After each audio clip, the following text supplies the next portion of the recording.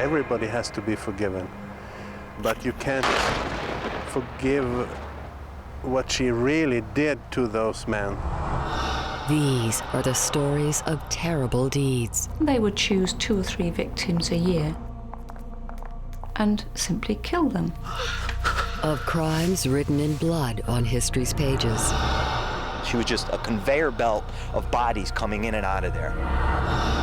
Across time and across continents, something united these murderers. What they did was unforgivable, but they were clever. They shared a common ambition. She understood her market for death very thoroughly. They wanted money. Greed can become a monster that feeds on itself. And would do anything to get it. Even when they came here and didn't intend to spend the night, they stayed, and they went back and got their money and came back. The business of deadly women. Money makes people do all kinds of things.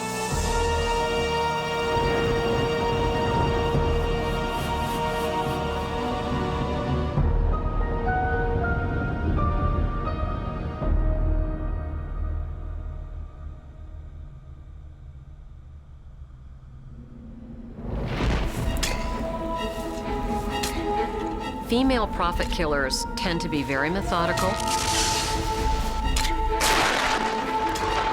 They plan out their crimes very well. Put a lot of thought into it and how they're gonna do it. How they're gonna get rid of the evidence. What stories are they gonna tell? Quite a bit goes into it. Oftentimes they're killing people close to them and they don't get caught for years.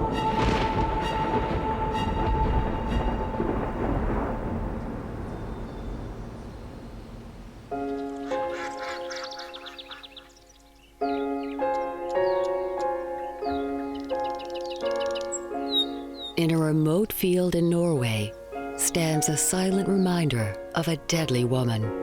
It's not to celebrate her, but to mark where one of the worst female mass murders in the world was born. For a century, residents of the small village of Selbu have lived in the shadow of their infamous resident, Belle Gunness. Headmaster Torget Storseth has 2 great passions. One is teaching. The other, his search for the truth behind the Norwegian serial killer. My father told me the story about Belle Gunness. She was clever at school, but she might be characterized as an outsider among the children. So it might be an illustration that she was easily angered. In the late 19th century, an angry young woman left the chill of Norway for a new life in America's Midwest. Well, a lot of Norwegians went to America. We were a poor, poor country, and they went to seek their fortune, seek new opportunities. Torget has come to LaPorte, Indiana, to solve the mystery preoccupying his village to this day. They are curious, I think. How could a woman from our area become one of the worst female serial killers in the world? Hello. Welcome to LaPorte County Historical Society. Thank you. Good to see you. Good to see you. Author Sylvia Shepard has chronicled Belle's crimes and is anxious to share notes with a fellow seeker from Belle's hometown. It's been said that she probably killed in the 40s, close to 40. The pair meet at the local museum, where some of Belle's handiwork is kept.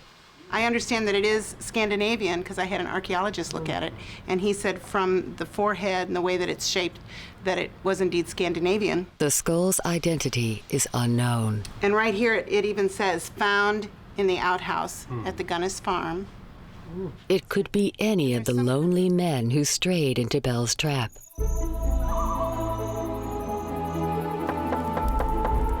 She wanted Norwegian men, so she advertised in a Norwegian newspaper called the Scandinavian.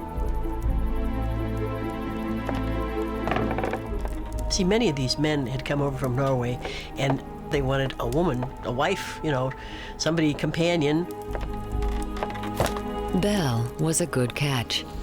She had profited from a string of insurance claims. She'd lost a candy store to fire, and 2 husbands in suspicious circumstances. Belle had 48 acres here, chickens, pigs. You know, she advertised and said that she had all this. And she did have all that. She just didn't include what she did with the people. She had an allure. Many men came and thought they weren't going to be staying, but they did. In 1908, one victim to fall for Belle was Norwegian Andrew Helgeline. He was just one of those people that answered one of her ads. Convinced his future would be here with Belle, Andrew surrendered his life savings, $3,000. She kept men here even when they came here and didn't intend to spend the night, or they stayed and they went back and got their money and came back.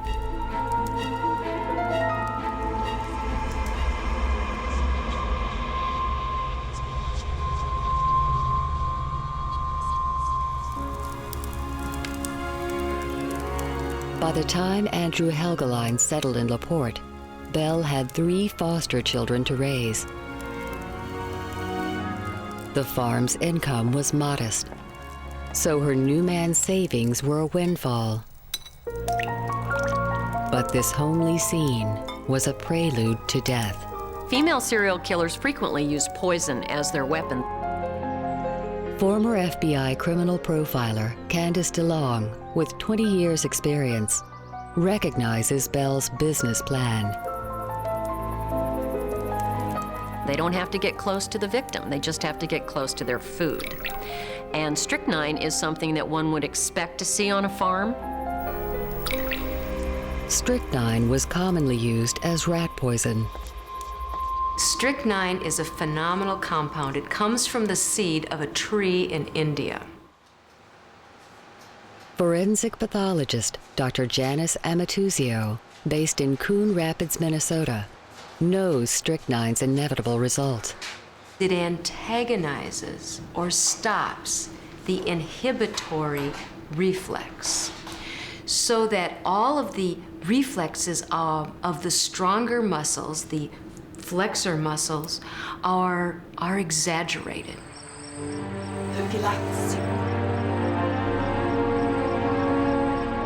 What an individual who takes strychnine will feel is initially perhaps a sense of anxiety or nervousness.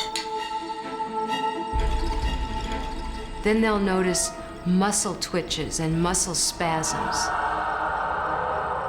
And then they actually get into almost a seizure-like state where they have convulsions.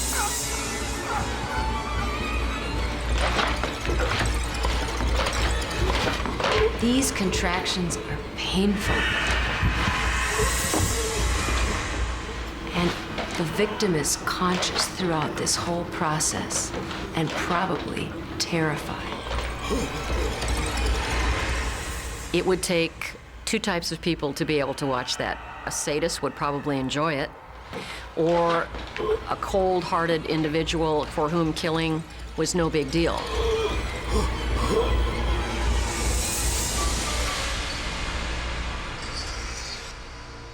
The greater gain, getting their money, was worth whatever they had to do to get it.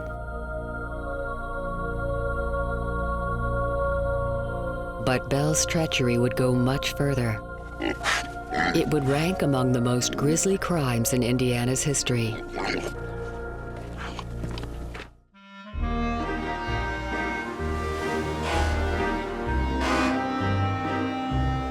In the 1880s, in Liverpool, England, a group of women ran an extraordinary cooperative.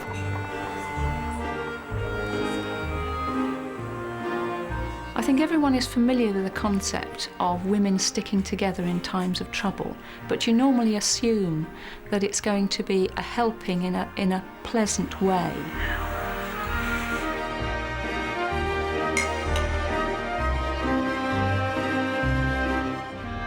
Retired police prosecutor Angela Braben spent a lifetime fighting crime in English courts.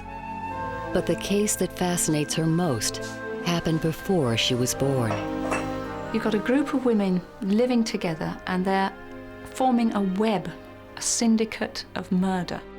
And they're investing in death. The plan was simple. Insure everyone in their immediate acquaintance, then kill them one by one. There were 4 women who were actually killing. And then there were 5 or 6 others who were concerning themselves solely with the insurance. The women's cunning netted them a small fortune and turned the British insurance industry upside down. I admire them in a strange sort of way. They worked out the insurance rates, how would they get the best rates for different people. They knew all the rules and regulations of the insurance and burial clubs, virtually backwards as far as I could work out.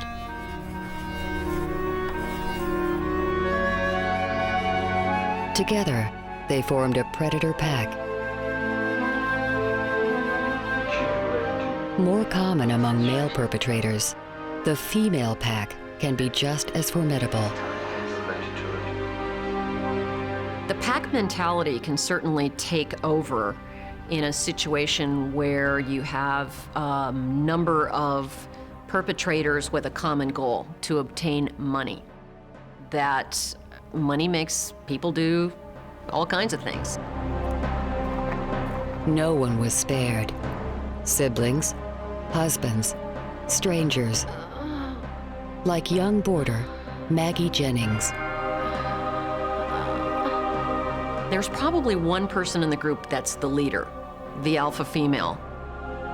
The one who came up with the idea, who drew up the plans, who gave the orders, and everybody else pretty much followed in line. In Liverpool, the pack's leader was Catherine Flanagan. Second in command, her sister, Margaret Higgins. Their method? Poison.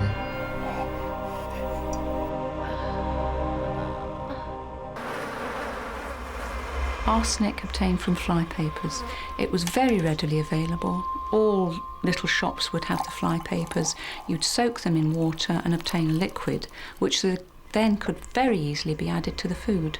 And women being the ones who provide the food, they could mix what they wished. Chronic ingestion of small amounts of arsenic gives very unusual symptoms. It might be the onset of intermittent abdominal pain, diarrhea, numbness and tingling in the extremities. Arsenic was not only easily available to the Liverpool sisterhood, its symptoms were much like common illnesses of Victorian England. The slums of Liverpool at the time would have been hideous places. There was no public sanitation. There wasn't running water. People were crowded into small areas, and disease is a very natural outcome to those circumstances. No suspicions were raised when victims like Maggie Jennings died in the prime of life.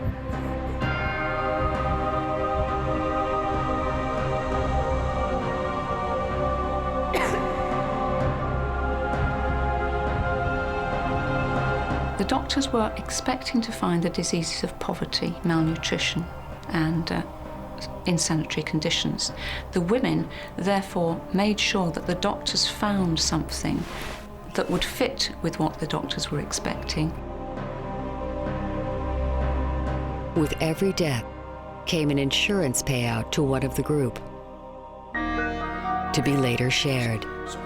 Maggie Jennings, for example, was insured for over £112, and those insurances were started approximately 12 months before she died. So that was a very good rate of return for an investment. A good return indeed, when a laborer's weekly wage was less than £1, not even a couple of dollars.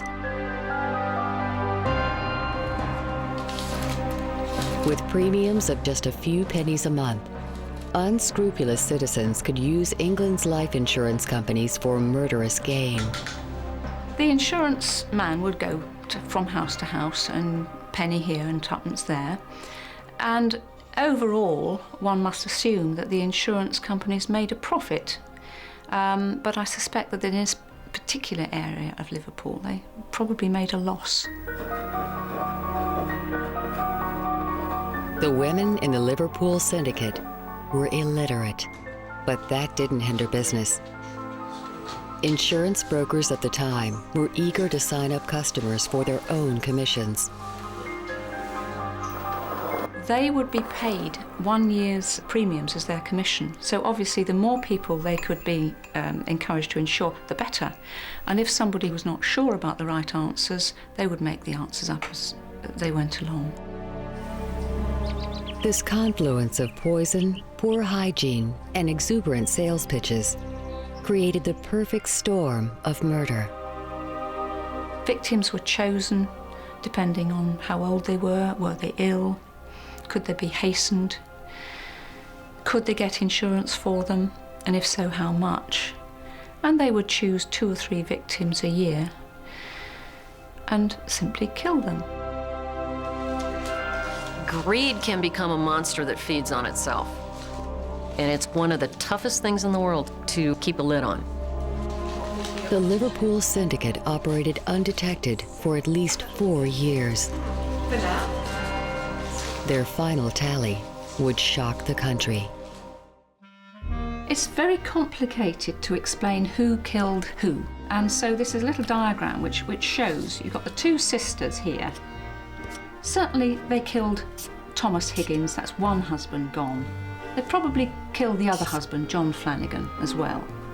They certainly killed a son, a daughter-in-law, daughter-in-law's mother, a lodger, a little stepdaughter of 12, neighbours, friends, anyone else really that they could get their hands on. It's believed the syndicate murdered at least 17 people for profit. If there was any remorse, it seemed lost in a web of shared liability. In a gang or a pack committing a crime, whether it's one crime or several ongoing crimes, the sense of guilt, if there is any, is definitely shared. And it's something that one member of the group can take some kind of comfort in knowing, well, I didn't really do this alone. I was the group. The power of the group can be very, very strong. In 1883, after 4 years, the group's power was finally extinguished. A suspicious relative convinced authorities to test the body of Margaret's husband. Police found arsenic, then pieced together a long trail of death. Enough evidence was found to convict Catherine Flanagan and her sister Margaret Higgins.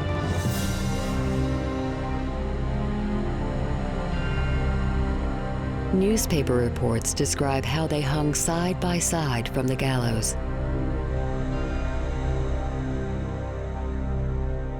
The others escaped prosecution.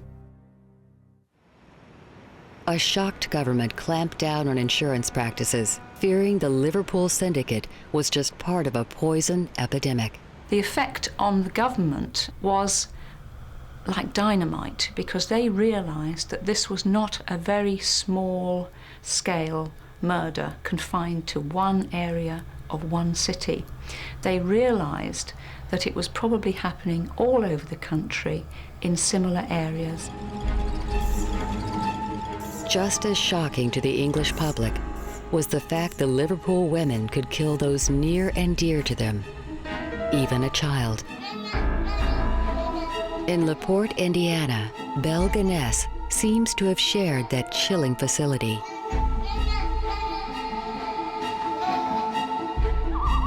Belle's story took a mysterious twist one spring evening. There was a handyman that was in that house, and when he went to bed that night, the occupants of the house were Belle and 3 children.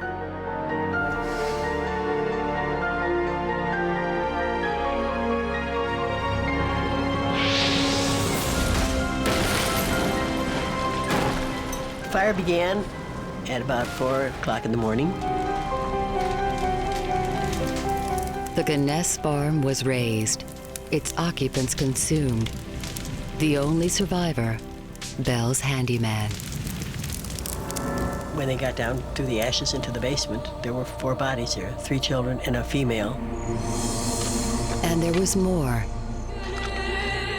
Investigating the fire scene, workers noticed soft spots around the farm and began to dig.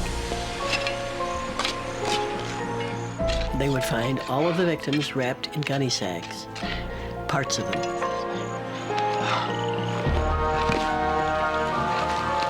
They had been all dismembered, fit into these sacks with lime.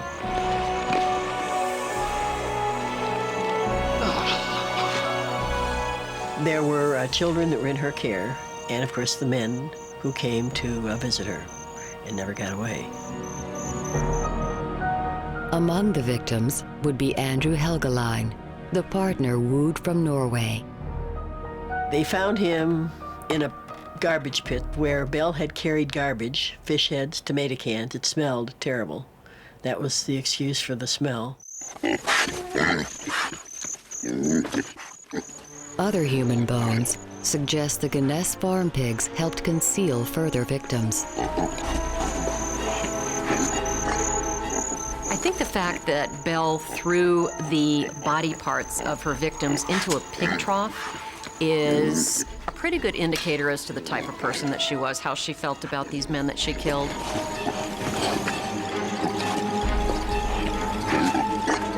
What kind of final send-off is that for someone that was a human being to throw their body parts in a pig trough? Well, that's the kind of person she was. She didn't care. That's where she thought they belonged. Altogether, 14 bodies were found, including Belle's foster children. Probably she had given poison to her 3 children and killed them. Maybe with a hammer blow too, because there was found holes in their skull after the fire. How could a mother do a thing like that?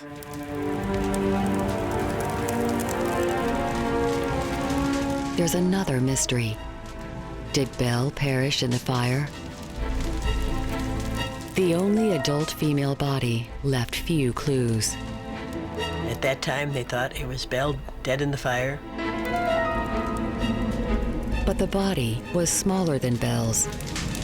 And inexplicably, the skeleton was headless.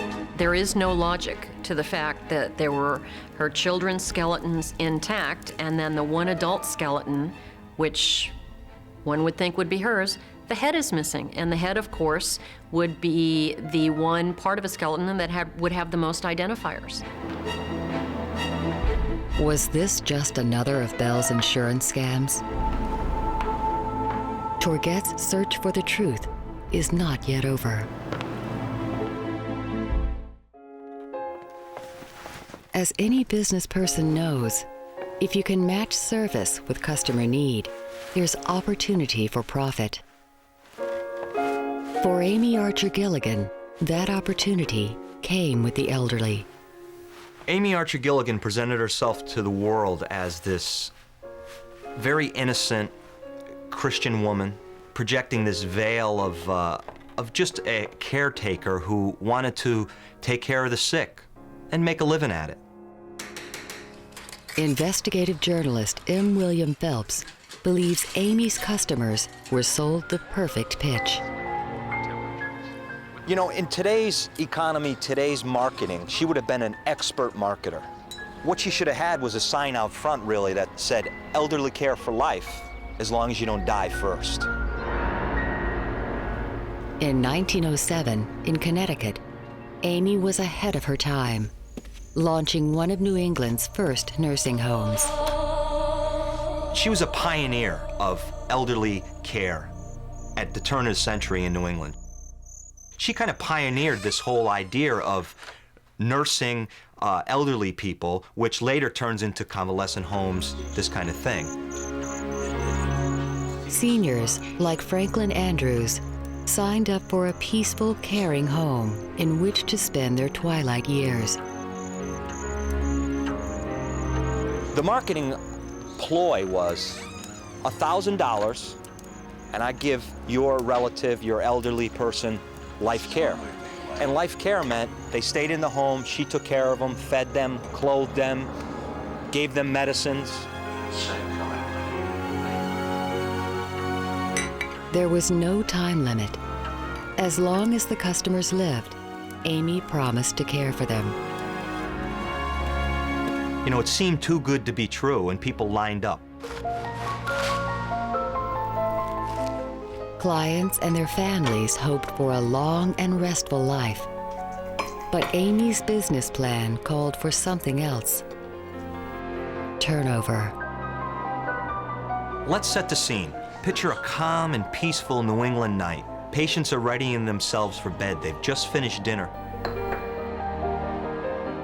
You have Amy Archer-Gilligan in the kitchen mixing up a batch of warm lemonade. And warm lemonade at the time was an elixir for if you had the flu or you had an ailment. Amy kept her overheads down and vacancies up with arsenic. She understood her market for death very thoroughly.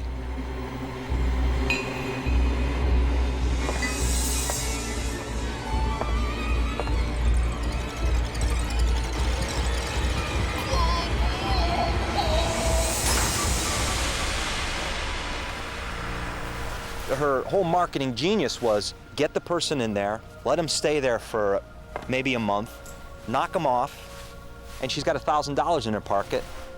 It sure beats changing bedpans for a living.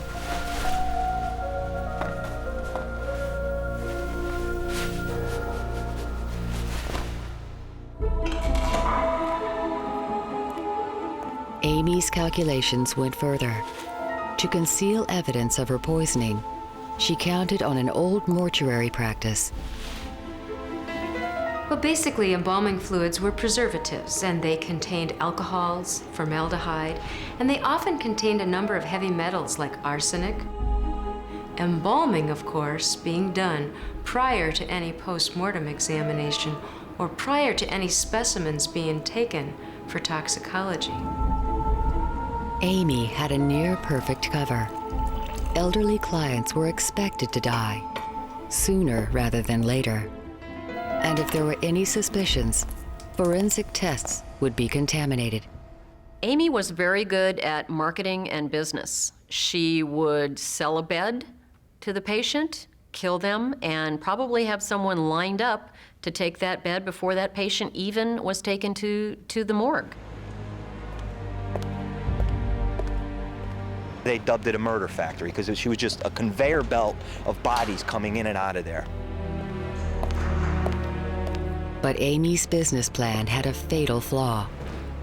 Medical records of the time may have misrecorded the cause of death, but they could not hide the number dying under Amy's care. The returns of death certificates to the office of the Windsor Town Clerk show that there have been 60 deaths at the Archer home since the place opened in the fall of 1907. Over time, a case mounted against Amy Archer-Gilligan, but police needed evidence. They had a lot of circumstantial evidence that they were beginning to incorporate some forensic evidence of doing some exhumations into it. Franklin Andrews' body was exhumed and tested positive for arsenic. No surprise for an embalmed body of the day, but there was one anomaly. Well, they found his stomach loaded with arsenic. Enough to kill several men. That was the quote. Such levels could only have come from ingestion.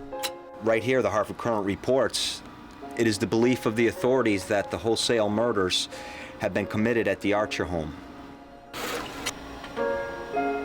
Amy was convicted of murder and declared insane. She spent the rest of her life in an asylum. By the time she died, arsenic embalming fluid was banned.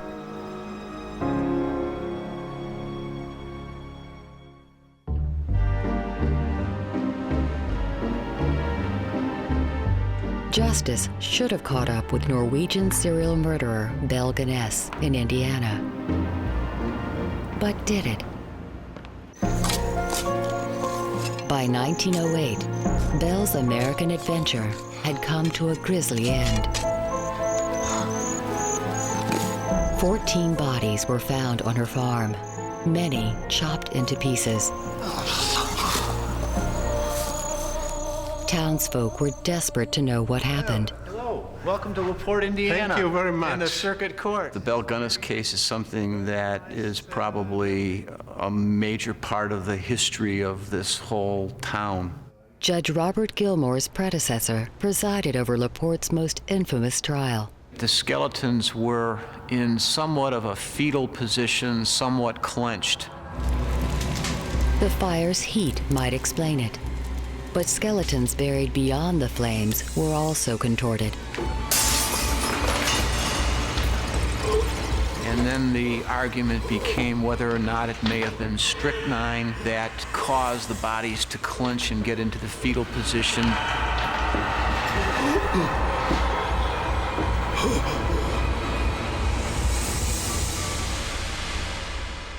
Strychnine, basically what it does is it causes the stronger muscles to overcome the weaker muscles.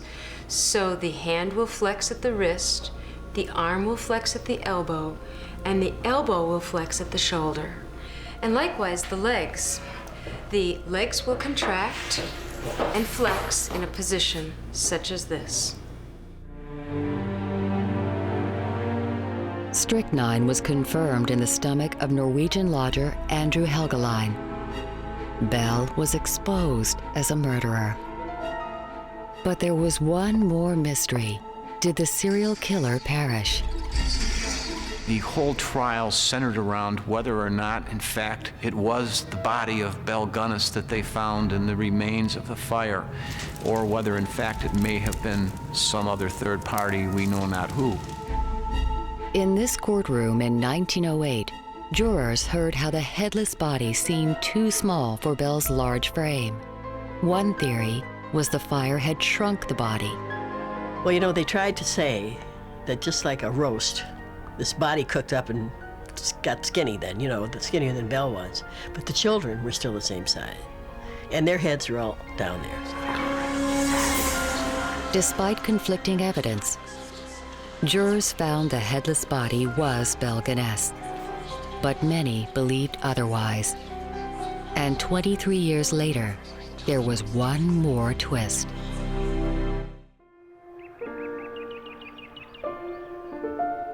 For 3 decades, Ellen Penny has kept a secret. I remember every little detail about everything to do with this. Always have. Because I've relived it all my life. Over and over. Today, she wouldn't change her loving family for the world. But in 1967, her dreams were elsewhere. We may have gone on and got married like we thought we would, but he didn't get that chance. And not because God chose to take him, but because his mama did.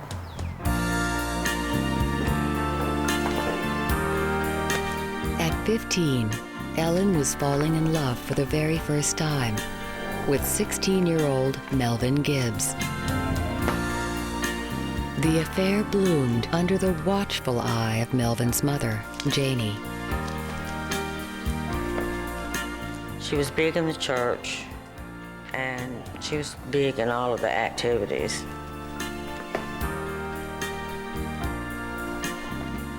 But their love would be cut short by murder.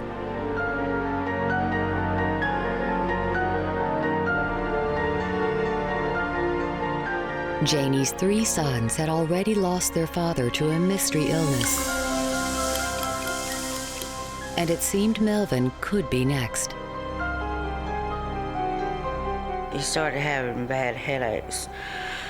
He would turn real pale, and his features would look drawn, and the whites of his eyes would get real, real red.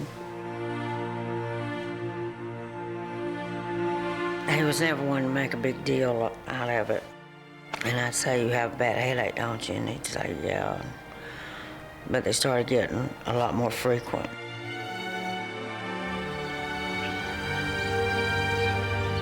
Melvin's constant headaches didn't stop his blossoming relationship with Ellen. Melvin gave me a surprise birthday party, my last birthday before he died. I was given this diary.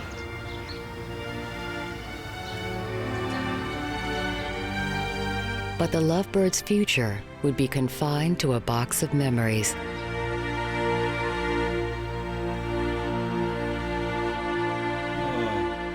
Melvin's headaches became worse. Doctors were perplexed. Janie was not.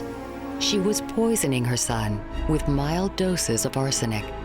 If it's given over a period of time, individuals will have a variety of symptoms, and the doctors won't diagnose it unless they think of it. They are very slowly being killed while the medical community, the physicians, are just watching to see what happens. Only 2 people knew the true story, Janie and her son. And just as I got to the door, I heard Melvin holler, "You did it. You did it." And Melvin was sitting up in the bed, looking right at her. And his pillow was laying on the floor in front of her. And then said, "Did you hear that? Did you see what he did?" And she said, "I don't know what it is I'm supposed to have done."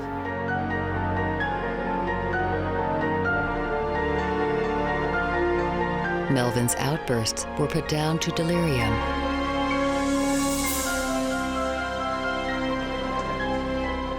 But soon he would be silenced, right under his doctor's noses.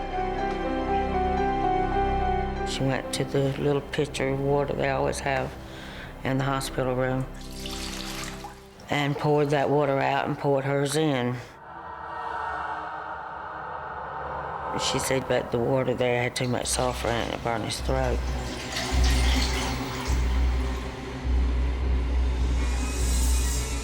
In a cruel twist, Janie deceives her son's sweetheart into the final act.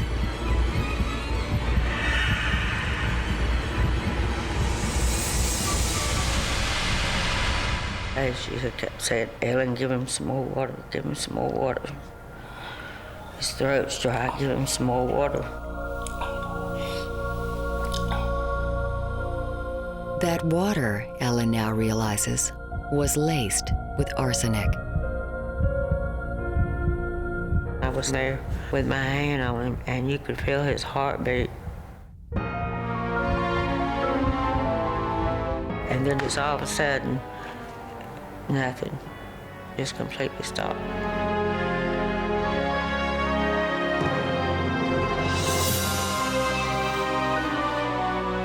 I don't really blame myself.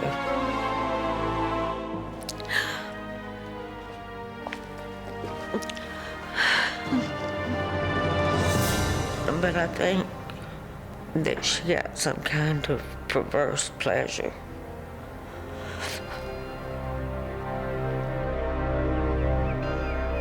Melvin's life insurance paid handsomely, as would policies on every other member of Janie's family. Her husband, 3 sons, and a grandson.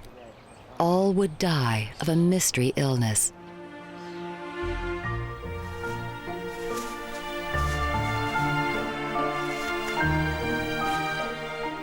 With each life insurance policy collected, Janie Gibbs's lifestyle improved.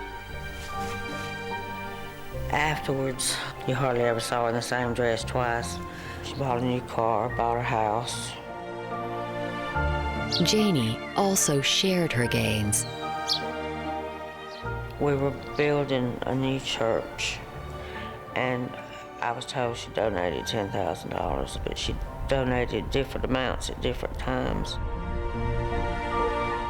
Donating the large sum of money to the church may have been a way to assuage her guilt, if she had any guilt, and it simply could have been a very calculating move to not be suspected of anything.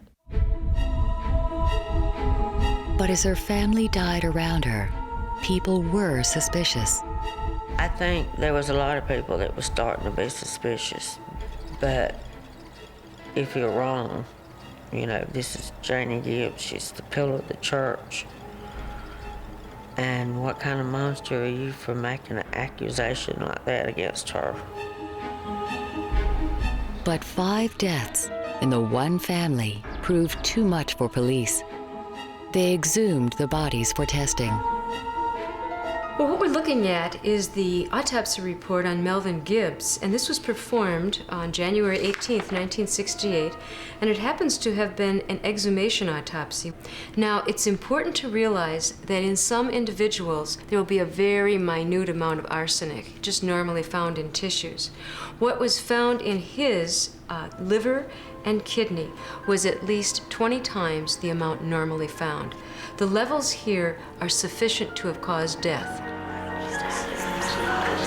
Janie was convicted on 5 counts of murder and sentenced to life.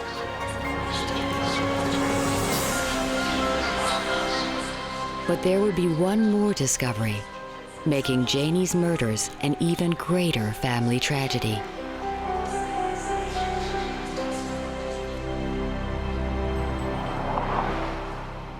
And this is the greatest tragedy. This is on par with the deaths of the people.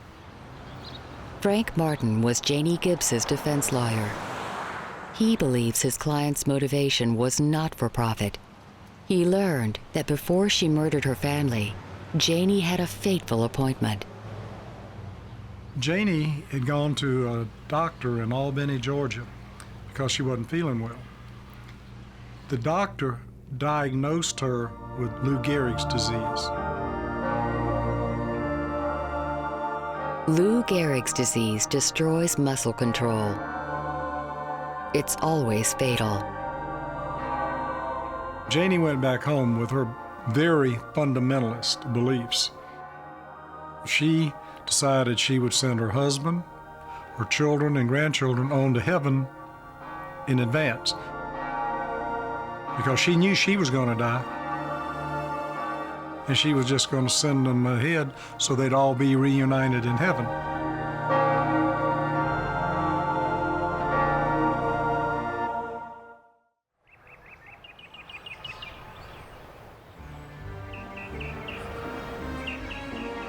In LaPorte, Indiana, the crimes of Belle Gunness paid handsomely.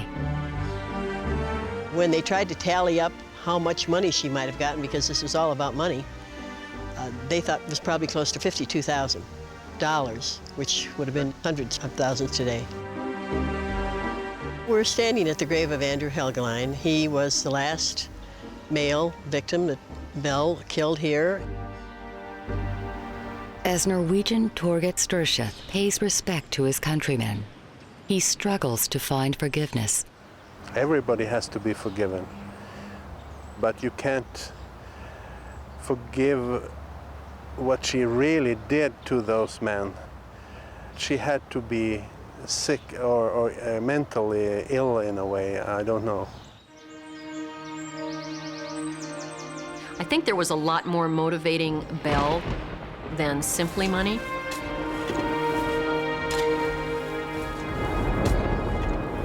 And I think that's exhibited in the method of death that she chose, a painful poisoning. Then, chopping up their bodies and throwing the body parts into a pig trough shows utter contentment for men. I would say it was men in general she had a problem with. Maybe hated men because the father abandoned her, as the rumor says. Torget still has questions. The biggest of all, was Belle really killed in the farm fire? There was a real division within the community as to whether or not she died in the fire or whether she escaped and basically was on the run. I absolutely believe that she escaped. The head was never found to that female body. She had a whole week to get away between the time when the fire was discovered And then the first body in the ground was discovered. 23 years later, a local newspaper speculated that this Californian murderer, fitting Belle's projected age, could be her. Then they sent a picture back here, taken in a very strange pose with her hands like this. Well, why would you take a picture that way? I think that's why she did it. She's clever. If Belle did feign her death, there could well have been more victims. It is unlikely that her murderous behavior would stop. Being a fairly young woman at the time, less than 50, she was into it. So I'm guessing she simply relocated and resumed her activities elsewhere.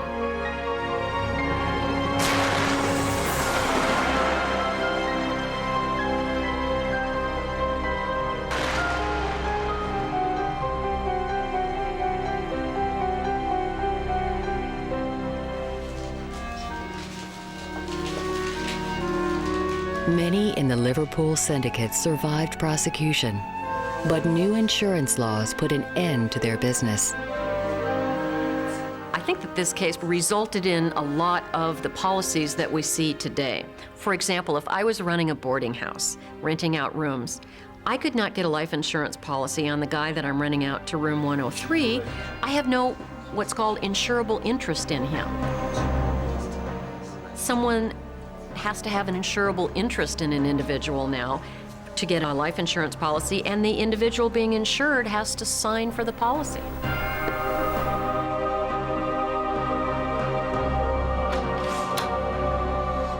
Amy Archer-Gilligan left a legacy too, helping create nursing homes, now a common concept across the United States. You know, when you look at Amy Archer-Gilligan from the outside, she was really an entrepreneur of her day. She really was. But when you look beyond that and you look at the facts and the evidence, you see someone who was shrouded with evil. On the face of it, they killed for money, for economic survival, or handsome profits. But for criminal profiler Candace DeLong, there was probably something more. One of the things that always comes to my mind when we are looking at female serial killers who say they just did it for the money, I have to ask myself if they weren't also enjoying the killing, because it becomes what almost appears to be a compulsive behavior. Again and again and again, doing something as serious, the most serious behavior in our society, criminal behavior, taking someone's life.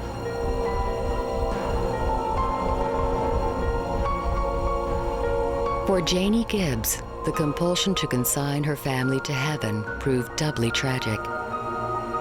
After all the killing, Janie learned her doctor's diagnosis was wrong. She wasn't fatally ill. Instead of heaven, Janie went into custody, where she remained for nearly 40 years.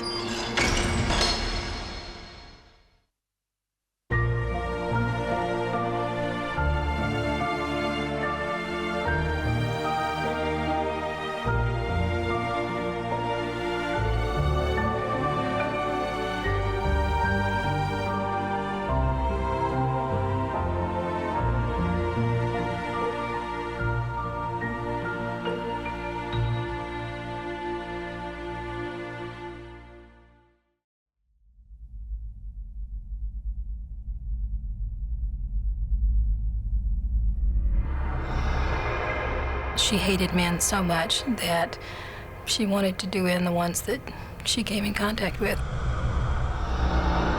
These are the stories of terrible deeds. There were the kings and queens. They decided about life and death.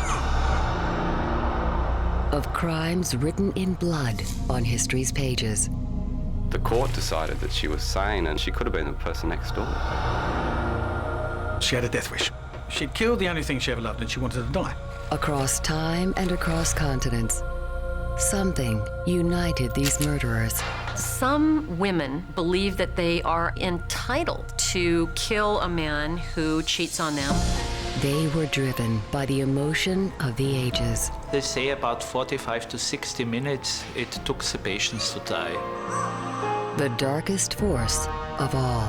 It was hard for me to say, well, how could any human do that to any other human? For these deadly women, it was time for revenge. She was madly in love with him, desperately in love with him, and he wasn't with her.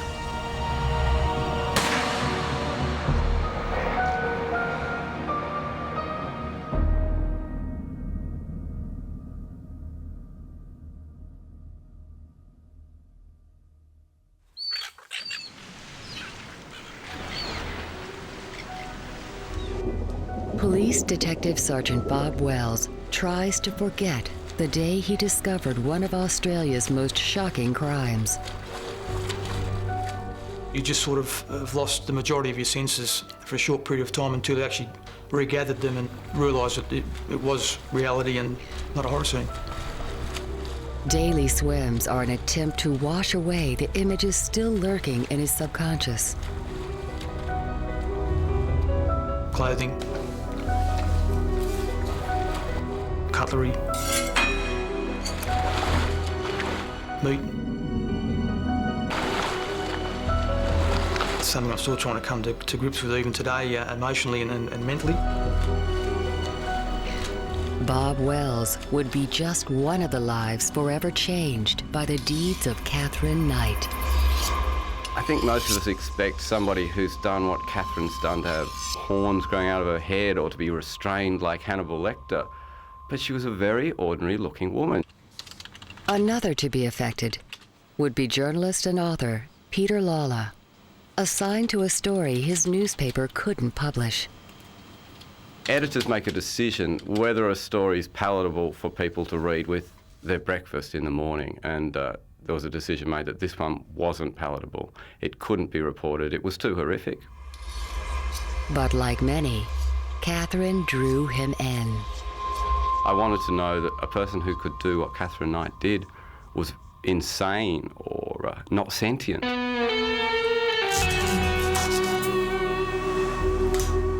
But the court decided that she was sane and she could have been the person next door. Catherine Knight seemed to live on the edge. She had a wild temper. She had too many boyfriends, too many fathers for the children. She came from a wild family. By her early 40s, Catherine had experienced 4 rocky relationships. Each time, she was asked to leave. But each time, she found her way back. She knew how to keep a bloke happy. She put up their mates drinking in the shed. She had dinner ready when they got home. Generally, she knew how to keep a bloke, and she was manipulative like that. I think she was a very hard woman, very strong physically. I think she probably emotionally very vulnerable.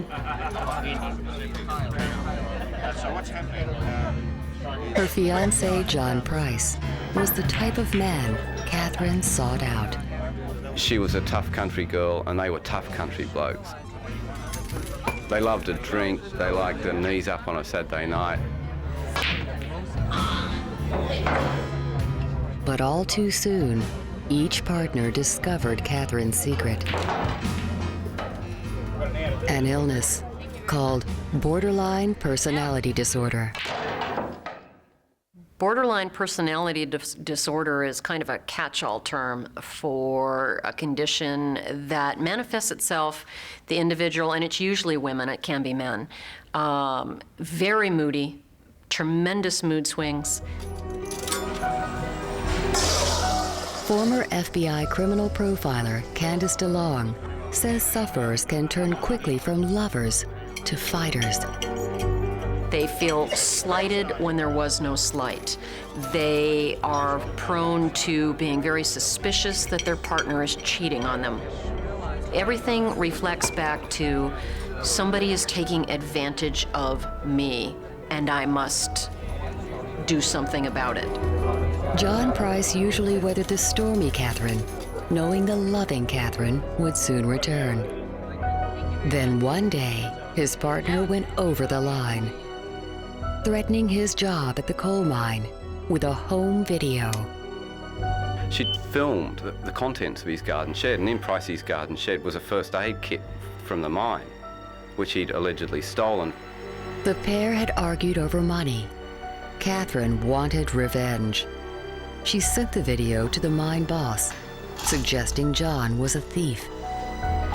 The most important thing in most men's lives is their job. And that is the one area that the woman may feel if she can mess this up for him, all the better. John was fired. He threw her out of the house, said he'd never have her back.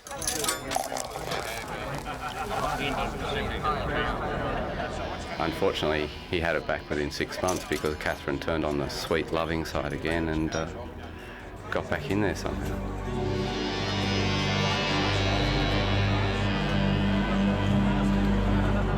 And I think that there was more so a physical attraction towards her than anything else. One man knew what John Price was going through.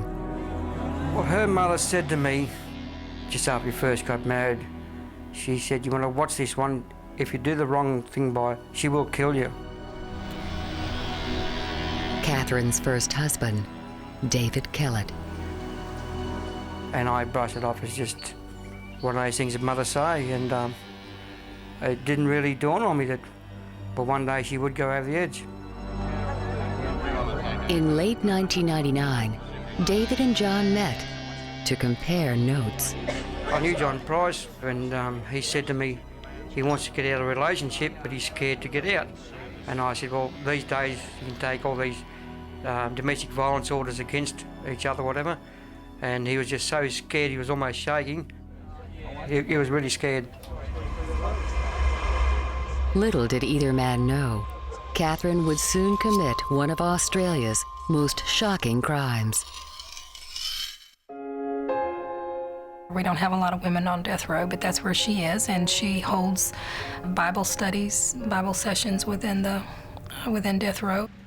In 1990, journalist Martha Quillen found the story of her career in North Carolina. People thought she was such a fine person, and how could she have done this?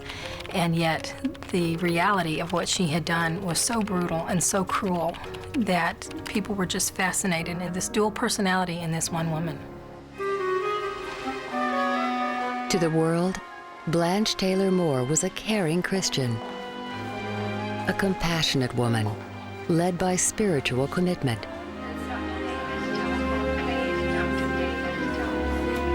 So when her boyfriend Raymond Reed was hospitalized, no one was surprised at Blanche's constant care.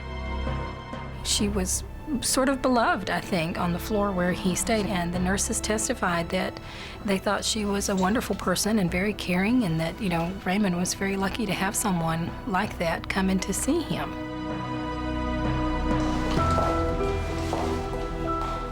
Raymond was diagnosed with Guillain-Barré syndrome.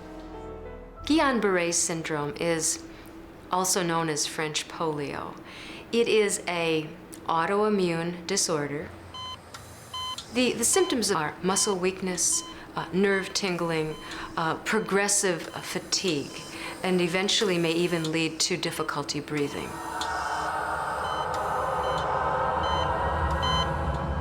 Despite the best care, Raymond was destined to die. Again and again. He actually died and was revived. His heart failed and he had kidney failure and died, and they revived him.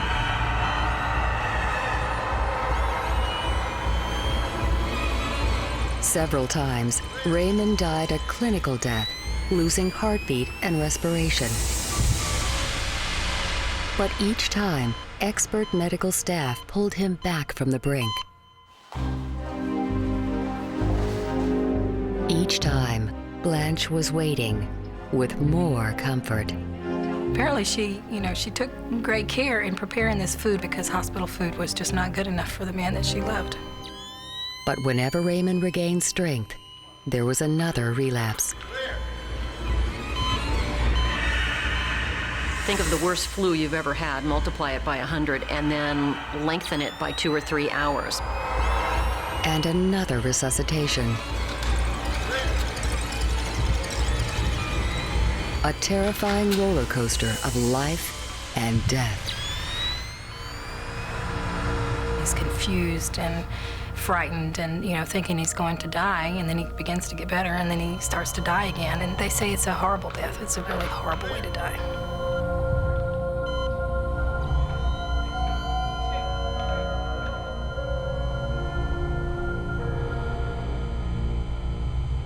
Raymond Reed died the final time in October 1986.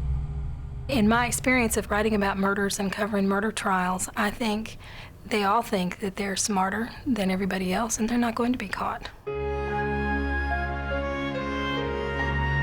Within 2 years, Blanche had moved on into the arms of Reverend Dwight Moore.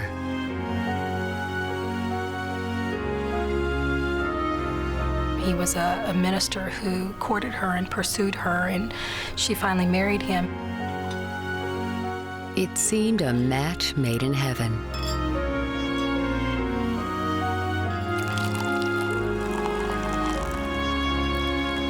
But during the honeymoon, the Reverend fell deathly ill.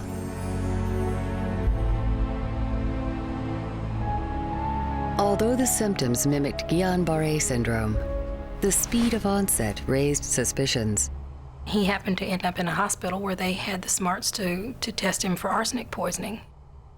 And when they found huge doses of arsenic in his system, they immediately suspected that she had given it to him.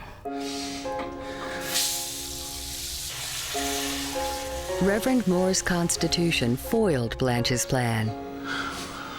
Against the odds, he survived. Investigators later said that he had survived the largest dose of arsenic any human was ever known to have survived. So she was just unlucky. She poisoned someone whose system was stronger than she was. Blanche would be charged with assault, and police probed further, exhuming the body of Raymond Reed. The chief medical examiner in North Carolina, John Butts, MD, exposed one of the state's most audacious murders. This is graphing of the quantities of arsenic that were found in Mr. Reed's hair, and this tells us that that initial illness was a result of arsenic poisoning, but also tells us that he continued to receive arsenic while he was in the hospital. Blanche was arrested and charged with murder. During her trial, jurors heard how Blanche killed her victim with kindness.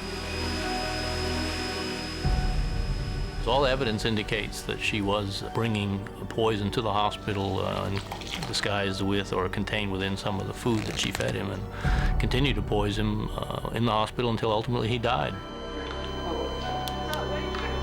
During her sentencing phase, the state actually argued that this murder, that his murder should be viewed as a serial murder because she killed him over and over again. And there were more suspicions. At one point, it looked like they were going to dig up everybody in about 3 counties and test them for arsenic. Anybody that had known Blanche Taylor Moore at any time in their lives was going to be tested. We exhumed 5 individuals. They were individuals who it was believed that Mrs. Moore had some connection with. Obviously, they were deceased individuals, and there were symptoms or circumstances surrounding the death that raised the possibility of arsenic poisoning. Traces of arsenic were found in the bodies of Blanche's first husband and her father. Although cleared of involvement with her father's death, some believe their troubled relationship set a young Blanche on a course of revenge. We know that he was a womanizer. We know that he left the family. I think she replicated that sort of tortured relationship with the other men that she became involved with during her life. It is not unusual that when they grow up, the problems that they had with their father psychologically and emotionally will spill over into their current relationships with men. They may love their husband, but as soon as things turn south or they are made angry by him, he may represent bad daddy, and he will be the target of their wrath. She may kill her father over and over and over again. Convicted of one murder count and charged with another, Blanche Taylor Moore awaits execution on death row.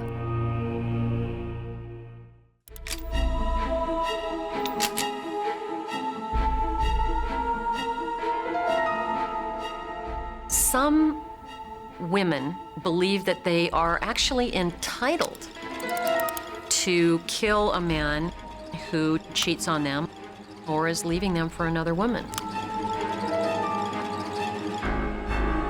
This idea is frequently reinforced in writings and stories and movies and, goodness, hundreds of years back, that this was something that women were simply entitled to do. London, 1955.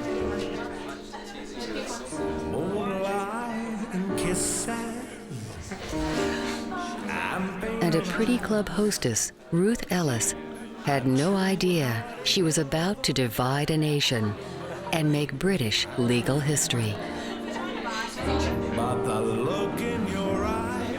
Good time girl. At 19, she's running a club in the West End of London, getting people to, buy drinks at extortionate prices. And she would con people into parting with a lot of money here in the club.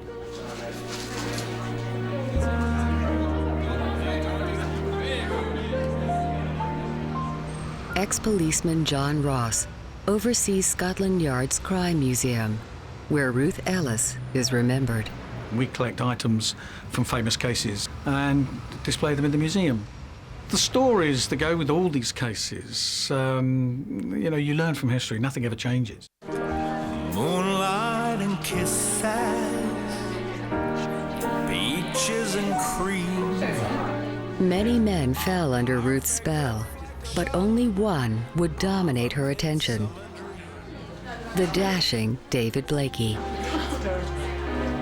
Self-centered, racing car driver, never actually going to make it, but spent all his life. Rich boy, just running around, enjoying himself. She was madly in love with him, desperately in love with him, and he wasn't with her. But after a 2-year relationship, the suave race car driver was proving hard to tie down. Your girlfriend have affairs with other women all the time. Purely self-centered, selfish man, a playboy. Each dalliance delivered more frustration for Ruth. David's philandering didn't seem to slow down. When Ruth became pregnant with his baby, things only became worse. He punched her in the stomach. Whether that was to get rid of the baby or it was just in one of their violent moments, you will never know. But all he did was send her a bunch of flowers the next day and said sorry. That was it. Yeah. Ruth lost her baby and planned her revenge.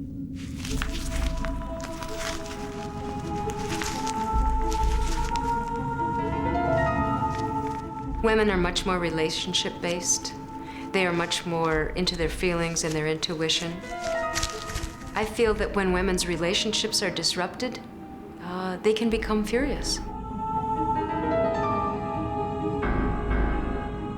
A gun is an interesting weapon because it allows the shooter, the killer, to dispatch their victim without even getting close to them. It's all going to be over in a matter of minutes. This is a small caliber revolver. This is classified as a low velocity handgun. In other words, the speed at which the bullet would be leaving the end of the muzzle would be less than 2,000 feet per second. On April 10, 1955, David Blakey was drinking in the Magdala pub in North London.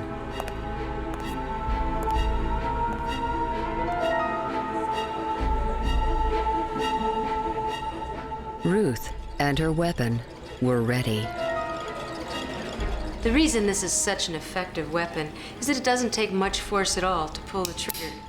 In fact, probably 2 to 3, maybe 4 pounds of pressure.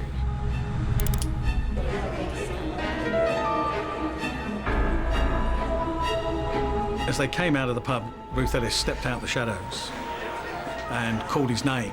David! Fired 2 shots at him.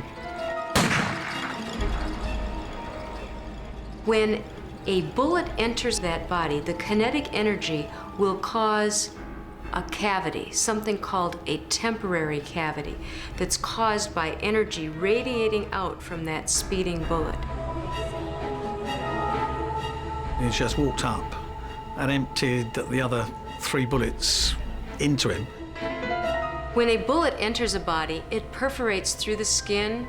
As it does so, it will damage blood vessels and it will cause massive internal bleeding. Blood will accumulate and the body will go into shock when it has lost approximately 20% of its circulating blood volume. It was a very public murder. Many witnesses. In 1955, murder was a capital offense. The problem for Ruth Ellis was she had a death wish. She'd killed the only thing she ever loved and she wanted to die.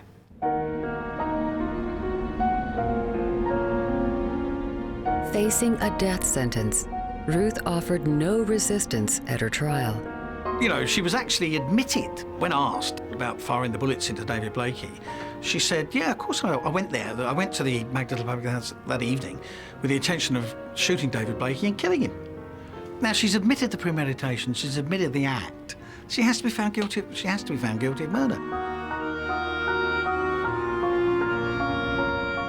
Although many believed Ruth was driven to murder by her victim's actions, English law at the time could make no concession.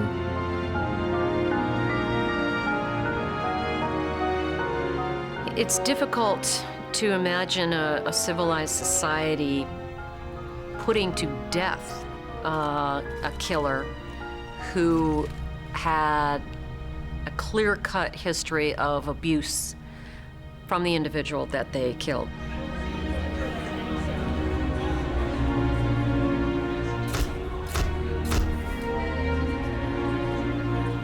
Modern laws recognizing diminished responsibility were yet to be written.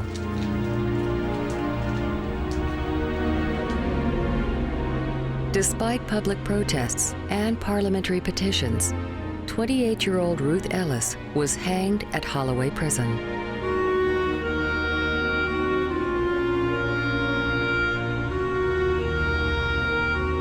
It would be a turning point in English justice.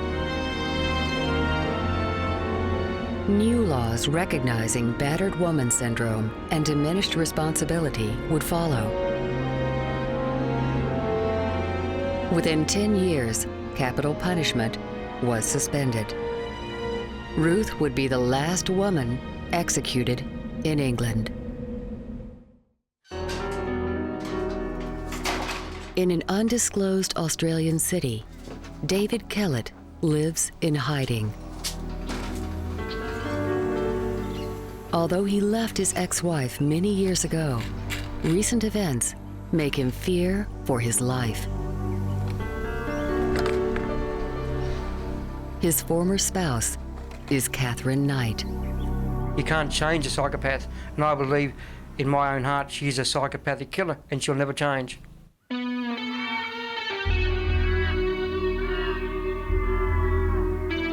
In a small Australian town, Catherine and David, her first love, planned a life together. To start with, she's the most wonderful woman I think you could wish for. So devoted, perfect mother, perfect housewife. But Catherine's borderline personality disorder was never far from the surface. She could snap just like a biscuit. It wouldn't take much to set her off. The slightest thing, If she made a cup of coffee and there's no water in the jug, it's just something as simple as that.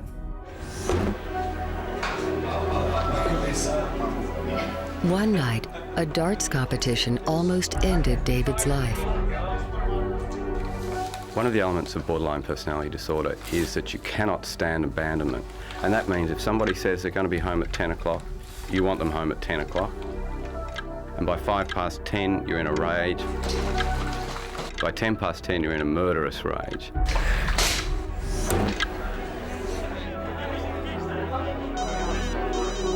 And she rang about, I think about 10 o'clock, and said, the pub's closed, come on home. And I said, well, the dart competition hasn't quite finished yet, I'll be home when I'm ready.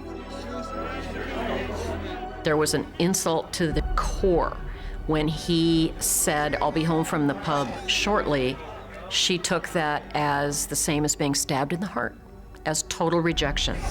And the way to make herself feel better is to exact revenge. When somebody's getting stressed, it's usually a reaction that comes down to fear. Fear causes the release of adrenaline or epinephrine. So the heart would start beating more rapidly. Somebody would start breathing more quickly. There would be that fight or flight reaction. David Kellett was coming home to a biochemical maelstrom. She hit me so hard on the back of the head that my eyes went black. I woke up 2 days later in a hospital. Spent all my clothes in the bathtub, everything I owned, every bit of clothing she'd burnt in the bathtub. And when the fury subsided, the caring Catherine returned. A couple of days later, after being released from hospital, she went and bought me all brand new clothes. It was just like the type of person she was. But there was something more frightening than Catherine's moods. A slaughterhouse worker, she brought her tools home to hang above the marital bed. The knives were hanging on the wall. I had put a special hook there so she could hang the knives, and no one touched the knives. Her knives were the most treasured item that God ever gave to her.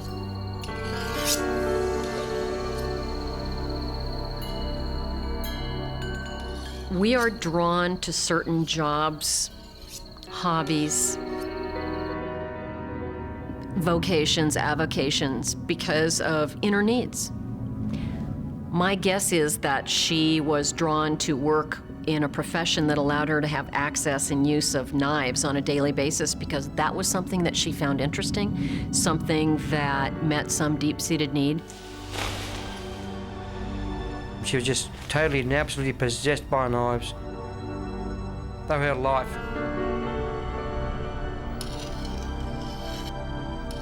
Catherine's obsession had a name. Picarism, which is a clinical term, someone that is aroused or finds pleasure in the idea of cutting, slicing, and stabbing skin. The image in the individual's mind of the knife piercing skin is pleasant for them or even arousing. Catherine's fascination with blades and her violent moods were on a collision course. The warning signs were enough for David Kellett. He left Catherine after 10 years. John Price wouldn't be so lucky.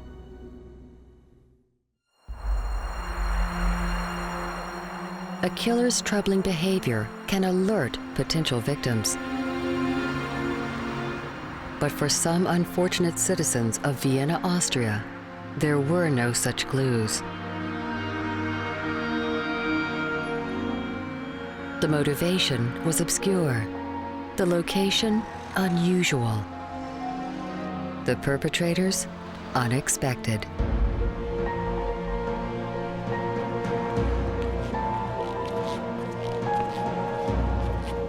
This was a shock around the world. What really happened here in Vienna.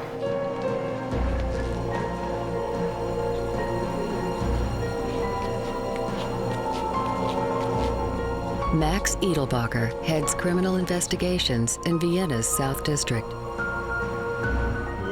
In 1989, he and his team were called to the Lyons General Hospital. This is one of the largest hospitals, especially dealing with very elder people. In the preceding 3 years, an alarming number of elderly patients were dying in just one wing, Pavilion 5. Investigators soon found out why. It's so terrible because you never would expect in a hospital that this is a murder station. No?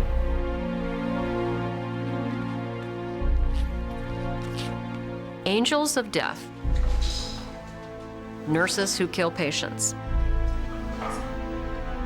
Usually act alone and never tell anyone. Not so in this case. Angels of death are often motivated by sympathy for their victims or a lust for attention. In Pavilion 5, the motivation was very different. There was a lot of stress, a lot of overwork for these nurses. And in this time, in 88 and 89, more than 60 to 65 people were in one room. And in the night shift, only 2 nurses could care for these people. Nicht schon wieder. Elderly patients were demanding. Too demanding.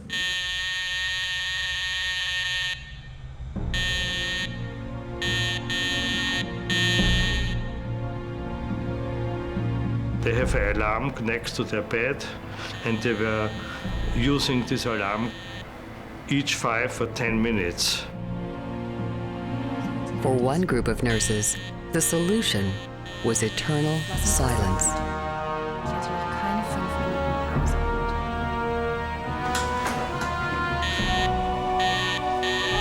And they became angry, and then they started to select such persons who were really active in calling them. Ringleader Gertrude Wagner and 3 others had a pact made even crueler by their methods.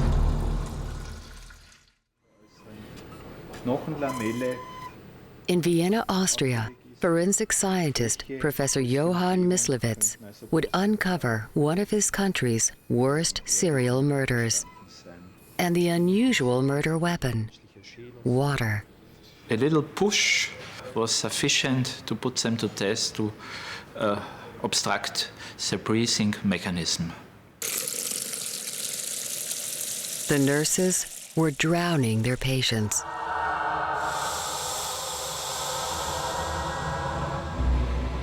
Well, they brought the victim into a comfortable position for them.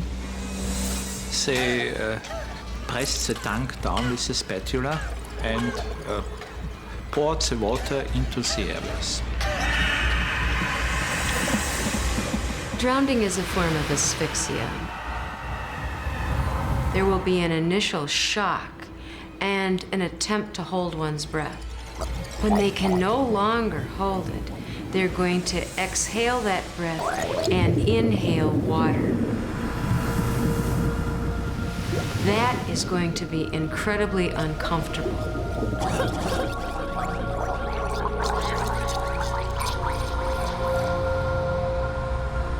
They say about 45 to 60 minutes it took the patients to die. They started to groan, they flattened their breathing, they became pale gray, and after about an hour they were dead.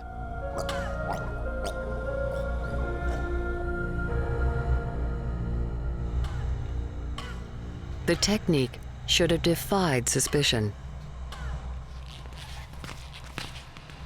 Many patients already suffered from pulmonary edema, fluid in the lungs. That was assumed by them that they could get away with it because you can't distinguish between liquid from pulmonary edema and liquid from tap water.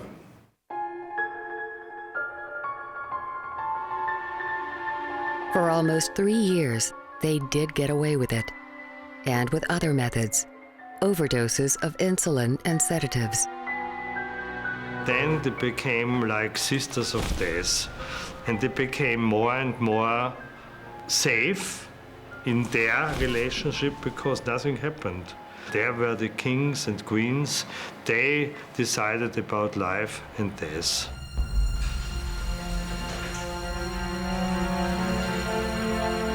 Although the nurses would cite their motivation as frustration, the scale and daring suggests another factor to criminal profiler Candice DeLong. I think what it has to do is the risk.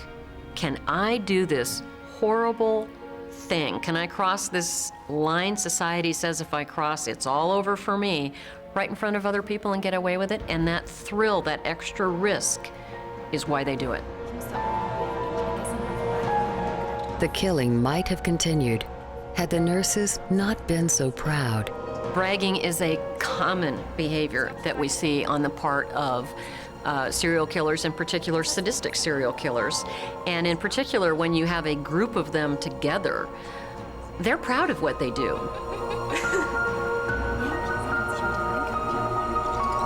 A witness overheard their boasting and reported to police.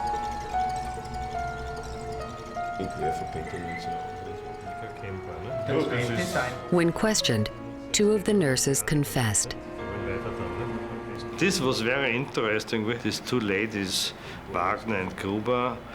It was like falling stones from their shoulders or their body. They wanted to speak. Police and hospital administrators could scarcely believe the magnitude of the murders. Since at first nobody wanted to accept that the problem could be so large, that the police had to investigate more than 300 cases. Exhumations and postmortems were difficult. Evidence of drowning often lost to decomposition. But enough was collected to prove 38 cases of homicide, with many other cases indeterminable. This was extreme. In America and in some other continents, we had such cases that nurses killed somebody, but I think this was one of the largest cases worldwide. And this was a shock around the world, what really happened here in Vienna.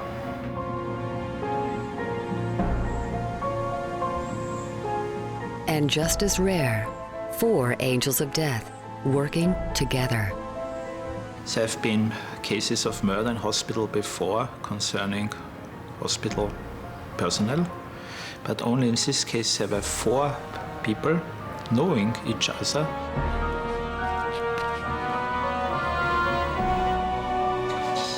Nurses Waltraud Wagner and Irina Leidolf were convicted of multiple murders. They served life sentences. The other 2 were convicted of manslaughter and attempted murder and sentenced for 15 years.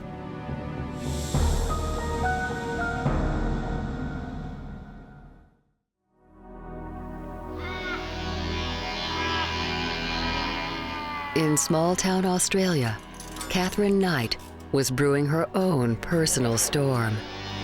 Her target, fiancé John Price.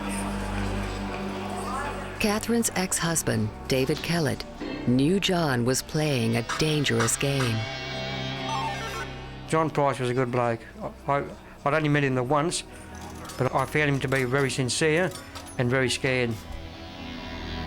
I believe he broke off the engagement, and I believe Cathy couldn't stand to be left alone again. Catherine's borderline personality disorder had proven too much. John asked her to leave, as he had done several times before. But this would be the last. Catherine would end their arguments forever. The video that Catherine made the day she killed John Price is much like the other videos in her collection. She drove to her daughter's place to film the grandchild, and there's some beautiful footage of Catherine playing with this little baby on the ground. And then there's a moment when Catherine addresses the camera and says, "I love my grandchildren. I hope I will see you all again." And it's as if she's making a last will and testament. This was a signal, a definite signal that she was going to kill John that night and that her life was not going to be the same the next morning.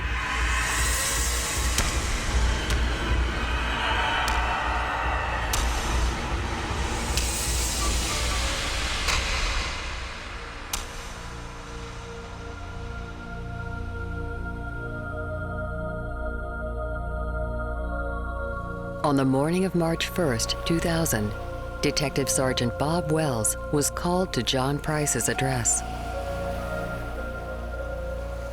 It's still something that has a great effect on me today. It's something I'm still trying to come to grips with even today, emotionally and mentally. Catherine's fury created a crime scene unlike any in Australian history. I think upon walking into that particular crime scene, it was horrific carnage that was throughout that house from one end to the other.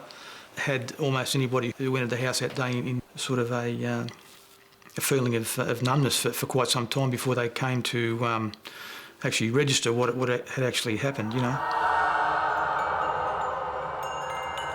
Catherine had been to work with her knives.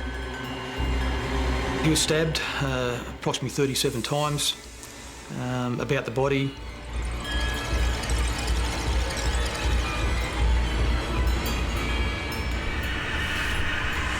Information from the forensic people were that one of those blows was a fatal blow to the heart, which eventually was the cause of death. One well-placed stab is all that's necessary to kill someone. 37 indicates to me a lot of anger, and probably a number of those stab wounds were post-mortem. Just couldn't stop killing him. But Catherine's revenge would go further, much further.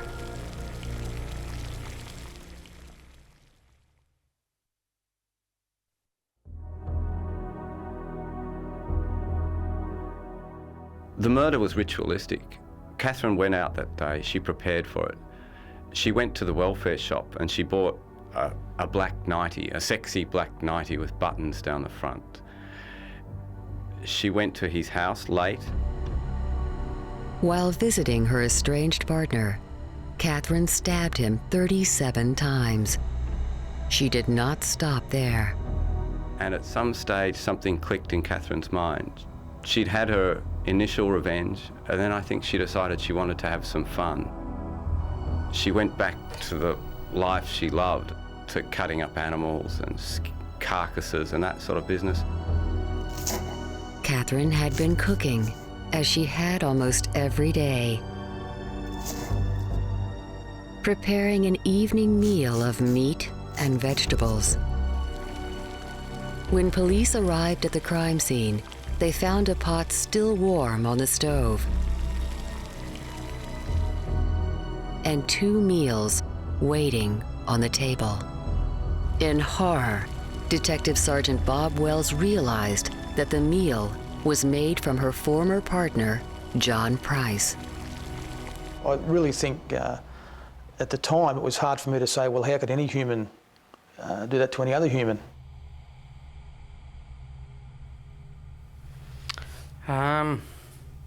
I cried for days, in bed, out of bed, walking around, just to think what she'd done.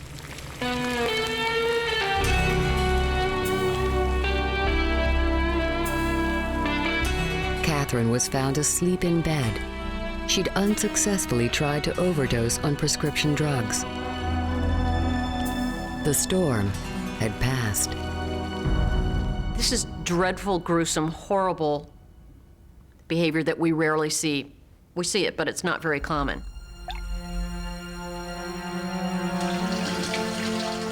These deadly women were united by a vortex of revenge. But its source is as varied as their crimes. Blanche Taylor Moore, Her father was a gambler and a womanizer, and he so totally abandoned them that they never even heard from him again. This woman was abused, abandoned, neglected by the most important man in her life, a father. She had relationships with men that were doomed from the beginning. She chose men with whom she could not form a stable relationship. And when it happened again, she just absolutely could not help herself, and it was an urge that she chose to give into. Ruth Ellis. 10 days before she shot him, she had a miscarriage. Maybe, just perhaps, a lady's mind is not going to be 100%. Getting away with it, that wasn't as important to her as, I'll show you, watch this, you can't do this to me. Taking his life far exceeded the need to get away with it. The Austrian nurses. The starting point was this terrible working situation. But then they became like sisters of death. They more and more they felt this power over life and death. Serial killers have told us that although their first killing wasn't something that they equated with power, that oftentimes into their 4th and 14th and 50th killing, that the motivation was to let the person keep their life or to take their life from them. A God trip, if you will. Playing God over someone's life. And Catherine Knight. Her father had a stick above a hallway. It was called the killing stick. And he would flog his children, to absolutely flog them on the head, the arms, body, wouldn't matter where, and just totally just flog them. I think it was a built-up anger over years of failed relationships, and got to the point where she just couldn't go on any longer, and the fact that she might face rejection by another partner again drove her to the point of where she just lost control. Just because she was a butcher doesn't mean she decided to do these horrible things. She became a butcher because she had an interest in cutting, slicing, and doing those kinds of things.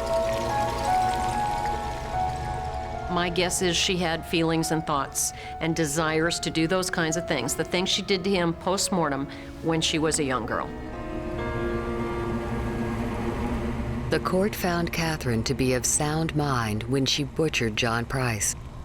She serves a life sentence.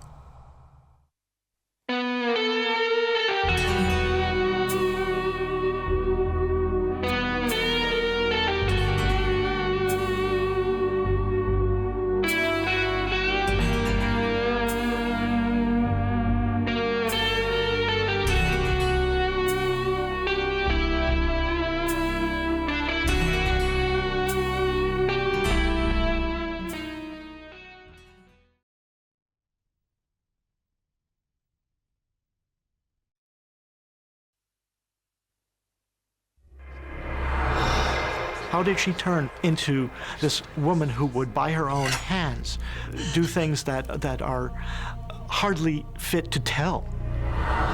These are the stories of terrible deeds. She was probably the most unique female serial killer that I came across. Of crimes written in blood on history's pages. Seasoned firemen fell to their knees from the stench of death inside the room. Across time and across continents, something united these murderers.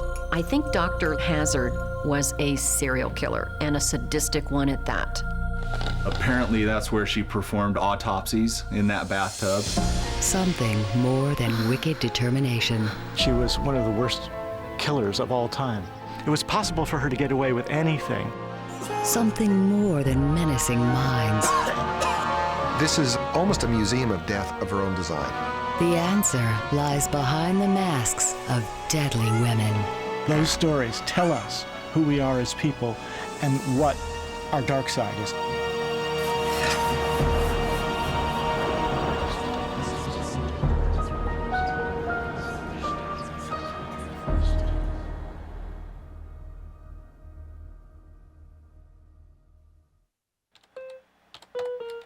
my grandfather, made veiled references to an evil person who had been in the family.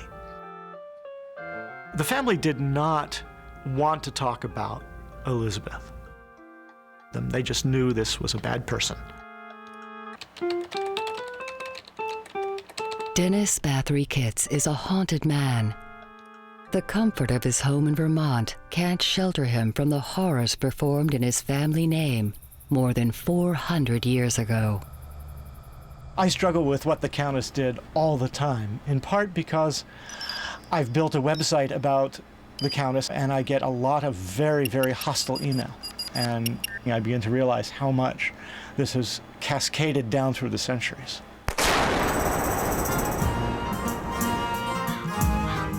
Countess Elizabeth Bathory was a Hungarian noblewoman at the turn of the 17th century. She was cousin to the King of Hungary, of Transylvania, considered the most beautiful woman in the realm. Educated, brilliant, trilingual, a woman whose castles formed a line between West and East. A diplomat, the Countess negotiated treaties between these two great empires. But by night, another creature emerged. The Countess of Blood. There is evidence that hundreds of servants went to that castle and never came back. It's believed Elizabeth was one of the world's worst serial killers, murdering perhaps 600 of her servants. The numbers are astounding until you do the math. And if you think of the fact that she lived into her 50s and probably began this as a teenager, so she had 40 years to kill 600 of her servants. Let's say, for the sake of argument, that she only killed 10% of what she's rumored to have killed. In all her career, FBI profiler Candice DeLong has never encountered murder on such a scale. 60. And that would still make her one of the most prolific serial killers in the history of the world. Elizabeth's personal death toll dwarfs any in modern crime. Even more disturbing is why she murdered. There is a tale that this began because the blood fell on her skin when she was hitting a servant, and she thought that it made that skin younger. Elizabeth believed blood would preserve her youth and beauty. In a macabre prologue to the fictitious Count Dracula from nearby Transylvania, the Countess drank her victim's blood. But unlike Dracula, Elizabeth was cruel fact.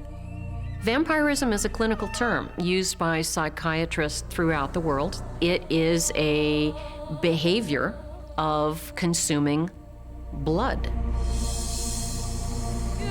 For criminal profiler Candice DeLong, this bizarre ritual is not unique to the environs of Transylvania.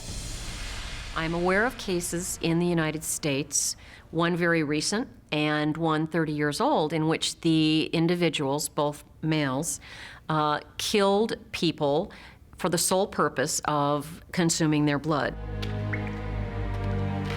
Perhaps it was wanting some sort of youth from these young people. Perhaps it was just some sort of a mental defect that did not translate to the rest of her life. Dennis is consumed by his ancestor. He gives blood as symbolic compensation and is driven to unearth the reasons for Elizabeth's evil. How did she turn into this woman who would, by her own hands, do things that are hardly fit to tell? What can you say about this kind of behavior? Modern science may have an answer to Dennis's painful question. You see, before women began taking iron replacement therapy, they would lose iron each month with their menstrual period. And so many women were iron deficient.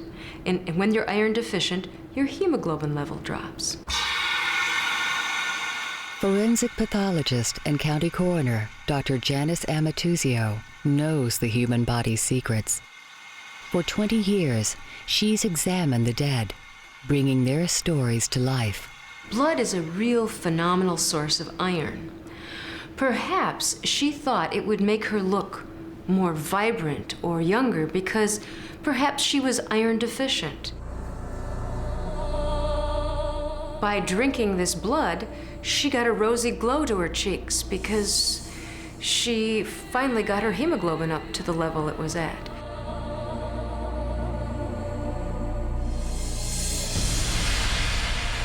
Was the Blood Countess self-medicating for anemia? It's something Dennis had never considered. But he thinks there must be more behind the terrible crimes of his ancestor.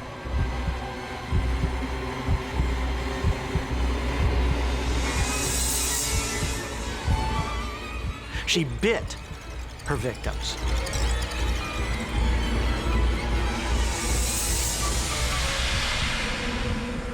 She would bite their flesh.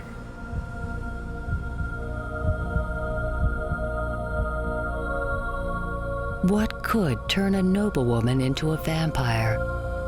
Those stories tell us who we are as people and what our dark side is. Dennis is determined to find out.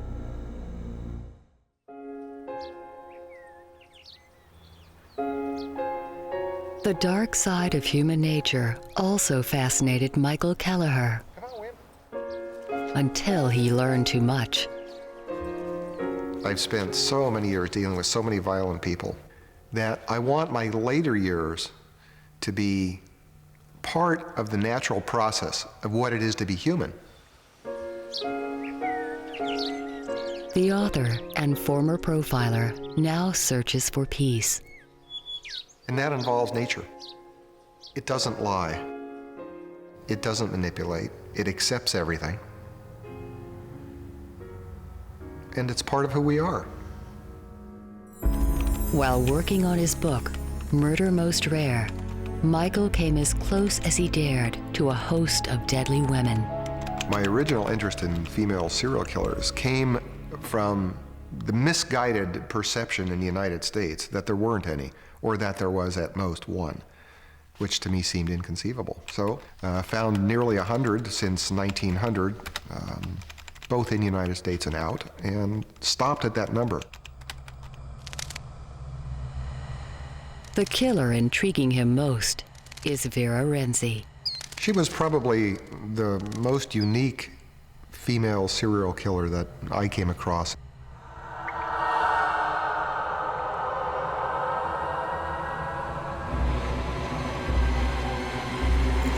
She was clearly intelligent. She had resources. She murdered in her own home. She controlled the environment in which she killed for years and years.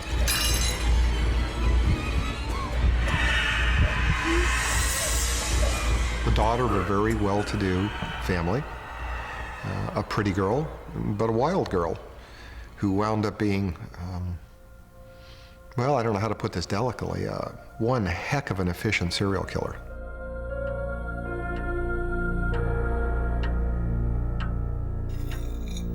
In the 1930s in Bucharest, Hungary, Vera Renczi murdered her lovers. Each and every one of them.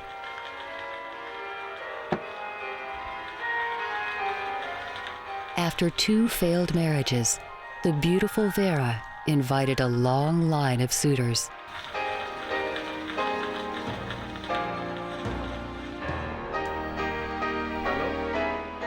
She allures, she draws this male in. And this wouldn't be happenstance. This male would be selected by her.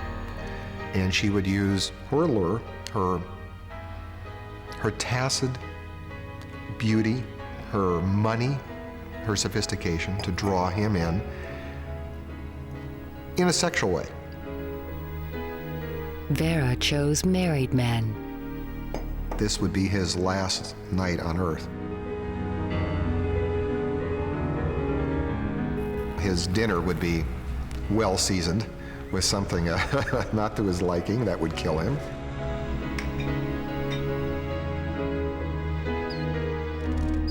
Vera's seductive dinners were laced with arsenic. Arsenic is a popular method of poisoning that we've seen throughout the centuries.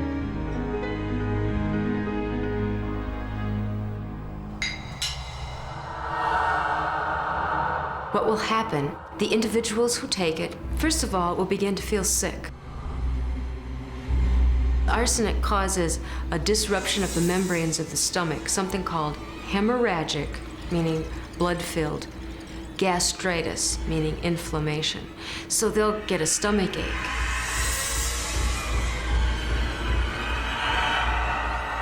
I would imagine that she would only let him know at the very end when he began to suffer intensely from the poison.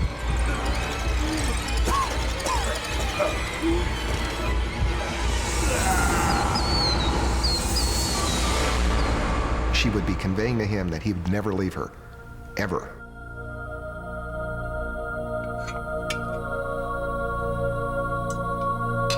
But Vera's plans don't end with death.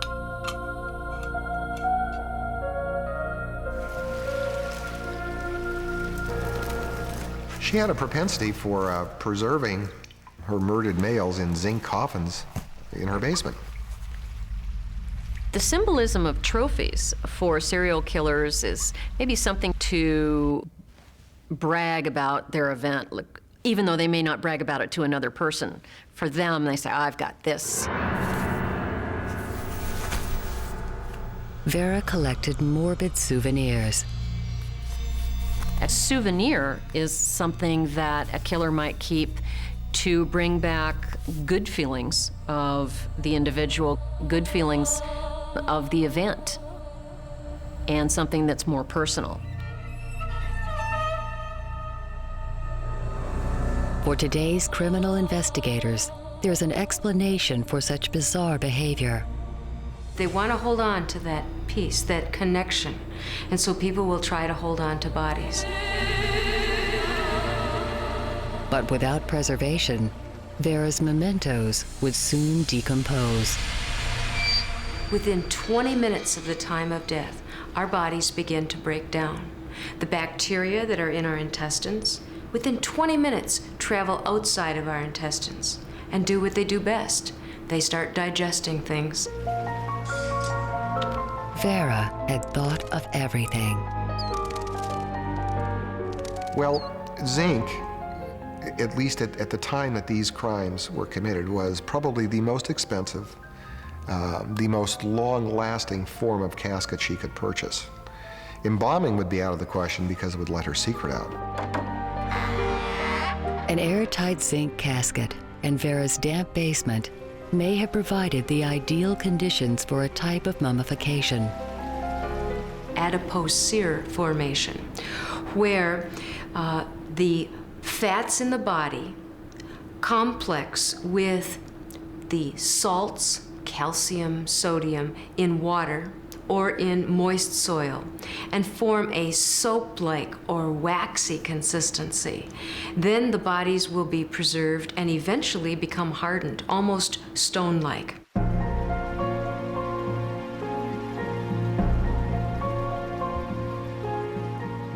This is almost a museum of death of her own design. Her victims are here, they're in her control. Anytime she wanted to go talk with them and interact with them, she could. This would, for a while, serve a purpose and meet a need that she had.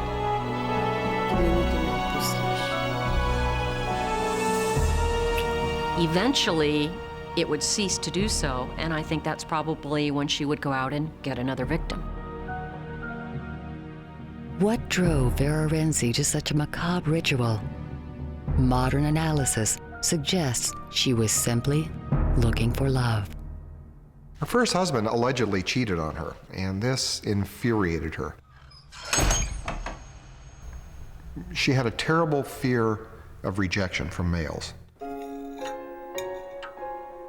Vera set a course for revenge, but in a way that preserved the adoration of the men who followed. Everybody wants to be loved, and once you have it, you always want to have it. But many of us lose it. We lose things that we love, as well as people that we love, and we usually go on. We'll mourn the loss or grieve or move on to something else to replace it. We don't kill. Vera replaced love from the living with love from the dead. She killed for more than a decade until a suspicious wife called police to Vera's basement.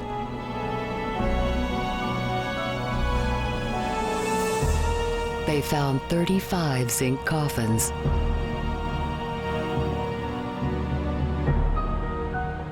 Among the preserved victims, her 2 missing husbands.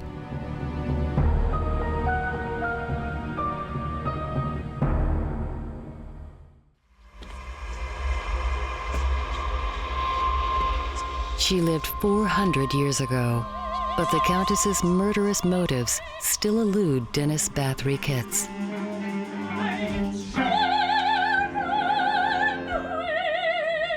His ancestor inhabits both his rational and creative mind. He's composing an opera about her.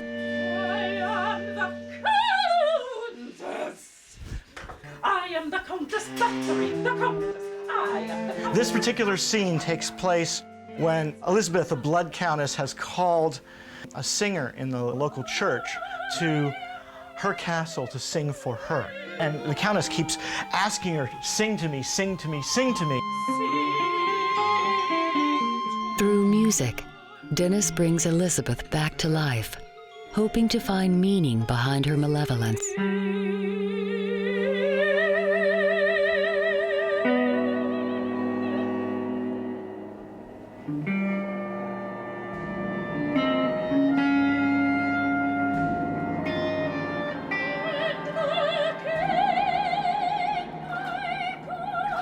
Over time, the Countess's behavior became more extreme as she yearned for youth and eternal beauty. She would not only drain this blood to drink, but she would drain the blood and bathe in it and cover herself in it and luxuriate in a bath of warm blood.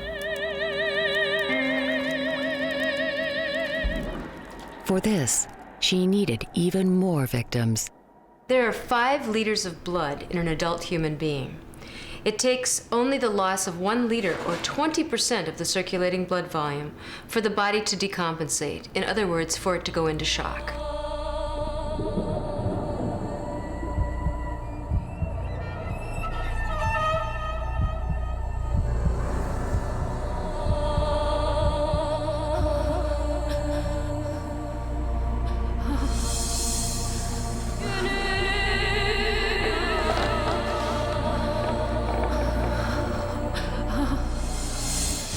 Death would occur because simply there wouldn't be enough blood to go to the brain.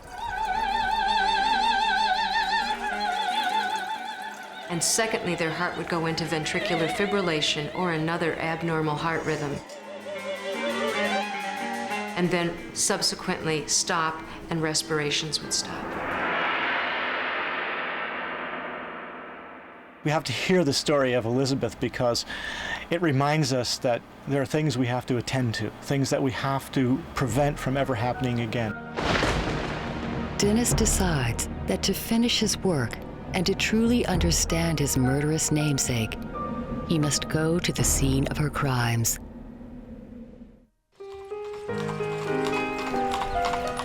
"200 years after Elizabeth's reign, another deadly woman would become legend in the French Quarter of New Orleans. The incident had such an impact on the city that for many years, many people wouldn't walk on the same side of the street as the house. Others avoided the block completely. Amateur historian and tour guide Kalila Smith makes a regular stop at 1140 Royal Street. The door was bolted and locked from the outside. They could hear screams and cries coming from within. The fortunate ones were dead. It was here in 1834, what's believed to be the city's most horrendous crime was discovered. I think that this history in New Orleans is far more bizarre than anything any fictional writer could possibly come up with.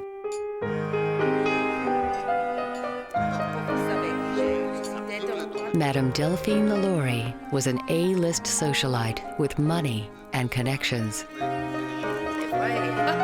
Her husband was a surgeon, a very prominent surgeon in the city, and she was from a very wealthy French family.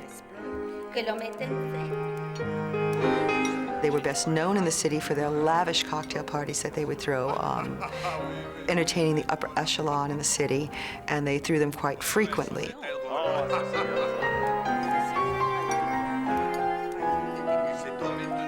But Madame LaLaurie was not all she seemed.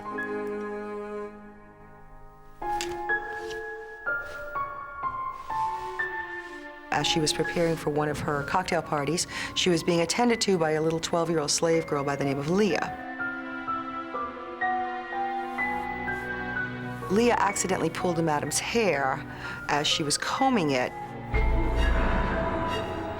And in a fit of rage, Madame LaLaurie pulled out a bullwhip and proceeded to beat this little girl. Trying to flee the beating, the little girl plunged to her death in the courtyard below. Madame LaLaurie was brought before the courts for the death of this child, but because she was so influential, because she was rubbing elbows with all the upper echelon, she was given a mere slap on the wrist, a mere $300 fine. Madame LaLaurie's notoriety would have ended there if it wasn't for a fire soon after. The story is still talked about by firemen today.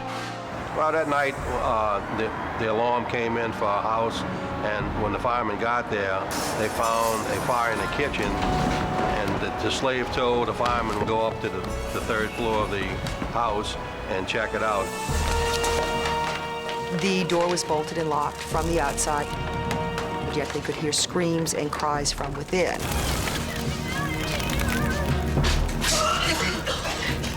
Seasoned firemen who had obviously had experience with death before literally fell to their knees vomiting from the stench of death inside the room. The firemen found a house of horror.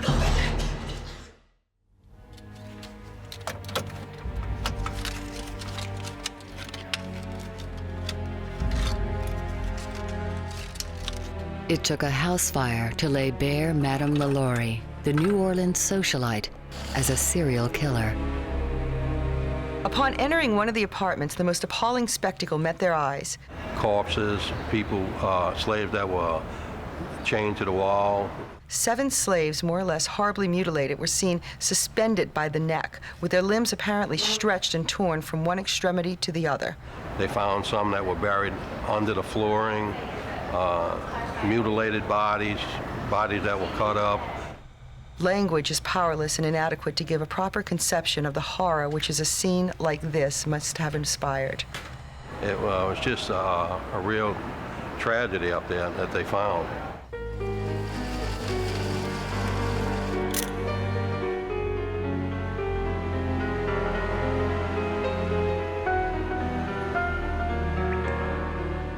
That Madame LaLaurie had blood on her hands seems beyond doubt. Her motivation is less clear. One theory suggests Madame LaLaurie and her doctor husband were doing their own scientific research. Well, people used to dig up graves and dissect bodies. This wasn't usually something done for a bizarre sacrifice. This was done out of human curiosity. In the 1830s, knowledge of anatomy was limited. A curious but warped mind might see powerless slaves as lab rats.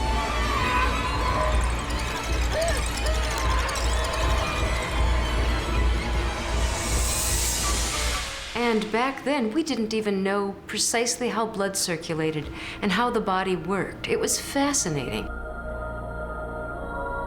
That might have been the excuse, a quest for medical knowledge, but to be performing it on live people? No, it goes way beyond that.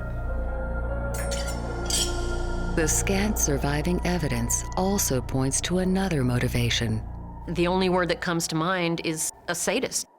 A sadist derives pleasure from inflicting pain on another individual.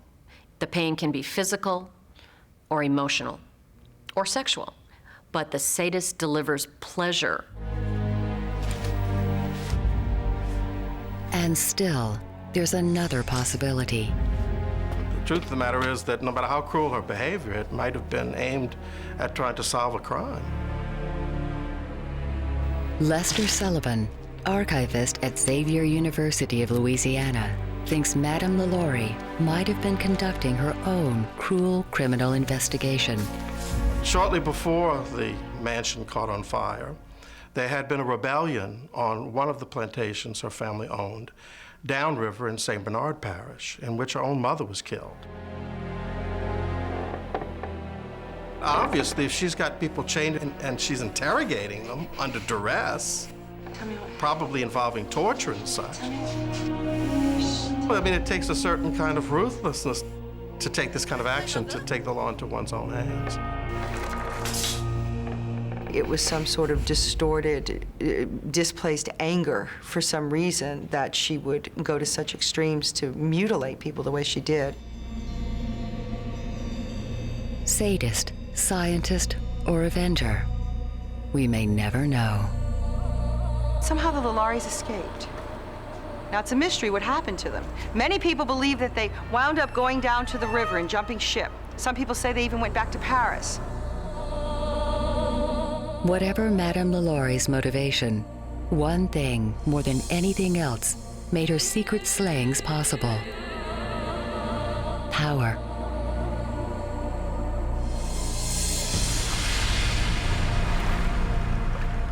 In the hands of deadly women, it's a lethal weapon.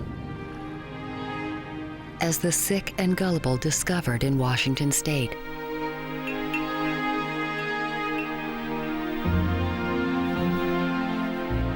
Linda Hazard was a leader. She was a speech maker. She commanded attention wherever she went. I mean, if she was somebody today, she'd be a household name. She'd be a superstar today. Dr. Hazard. I mean, it is the perfect name for a woman who perpetrates this type of crime. A doctor named Hazard. I mean, it's perfect. When crime writer Greg Olson moved to Olalla, Washington, he found the perfect subject. Turn-of-the-century medicine, quackery, greed, everything that you would ever imagine that you think is contemporary to today was going on back then, of course. And it happened here in Nowheresville.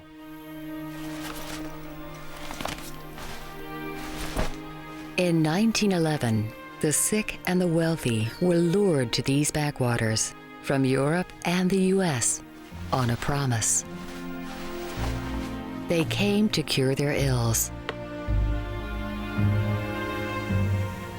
Two wealthy sisters, Claire and Dora Williamson from England, were typical of Dr. Hazard's patients. Is everything suitable? Yes, thank you. The girls, they came, they thought this was going to be a holiday in the country. They were excited about going. They couldn't wait to get to Olalla. They had no idea what was in store for them.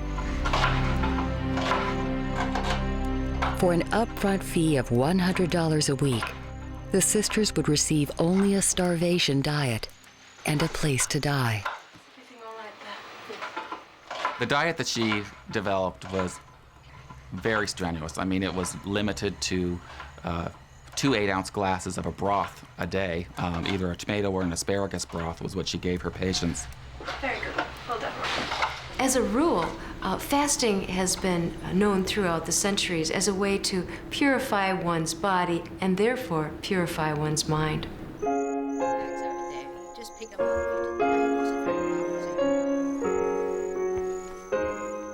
There is no medical benefit to starving. Starvation causes death. Common sense should have warned patients off the treatment within days, but Dr. Hazard's power usually prevailed. The power of her mind and the power of her conviction was intoxicating for people. I mean, people would listen to her, and you could not help but believe what she was saying.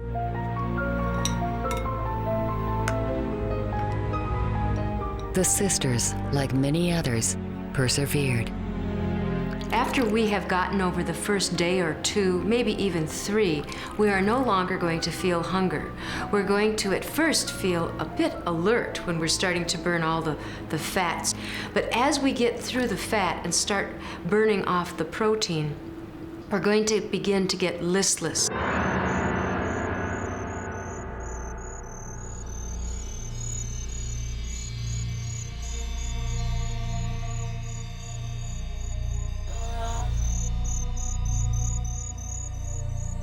I think Dr. Linda Hazard was a serial killer, and a sadistic one at that. You don't even have to be a doctor to know if somebody is only fed diluted tomato juice on a daily basis that they eventually will die. She knew this, and she continued on with her experiment.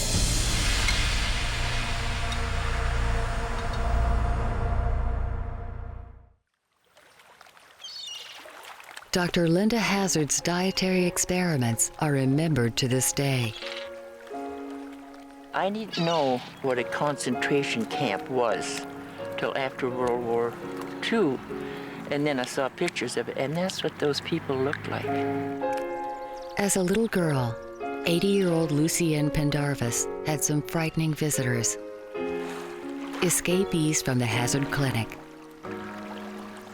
My mother used to feed them. Because they had to go right by her door, and she couldn't stand it. She would give them something to eat.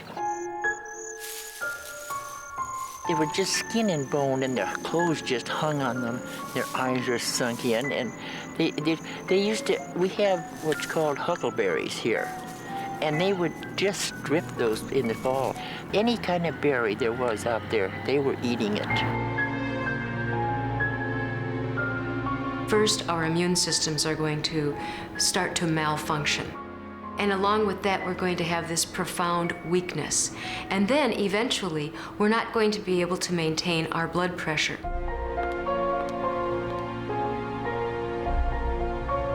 They grew weaker and weaker, but each time that they would complain about it or ask about it, Dr. Hazard would tell them, the cure is imminent, just a few more days. Hang on just a bit longer, and you'll have perfect, robust health. It'll just come in an instant.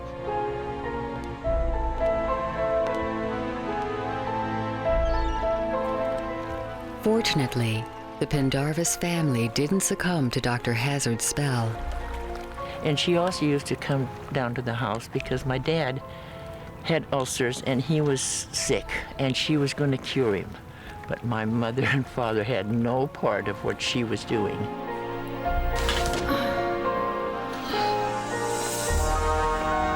Claire and Dora Williamson consumed only broth for 2 whole months. Dr. Hazard's allure was finally overtaken by the will to live. Claire knew this is my last chance. If I don't get out of here, I'm gonna die. And if I die, my sister's going to die. So Claire, somehow, we don't know how she even had the strength, somehow she crawled out of that attic and got out there to the woods and made it halfway down the hill before she realized she could go no further. Feeble and disoriented, Claire's escape was short-lived. Claire! But when she heard Dr. Hazard's voice, it just like a spell, something came over her and she realized, I can't fight this. Unfortunately for Claire, there'd be no saving her.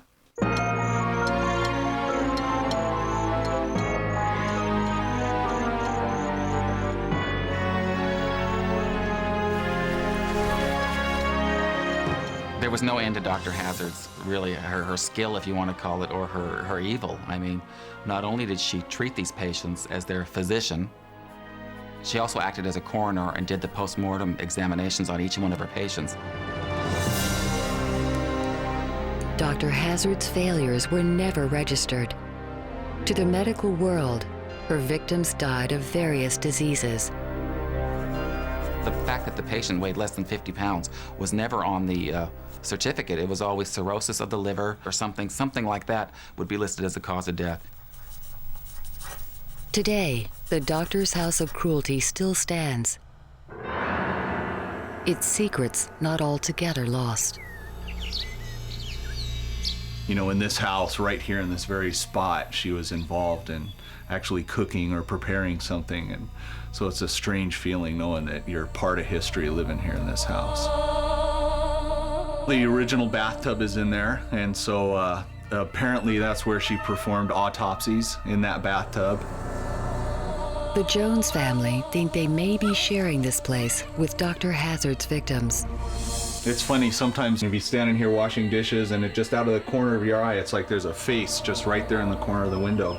And so you'll look up and there's nobody there. It's eerie. There's always somebody here in the house with you, even if the house is empty and it's just you.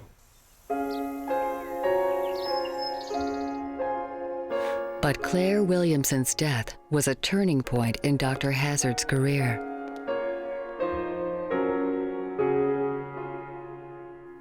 Although there's no record of how, Dora managed to get a message out and was rescued.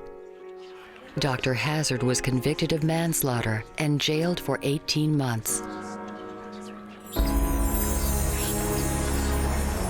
But she would be back. This is what's sort of outrageous, really. She leaves town and then she comes back. And the local people who knew all about this just sort of looked the other way. Within 8 years, Dr. Hazard had renewed her practice. Her starvation diet again on the menu.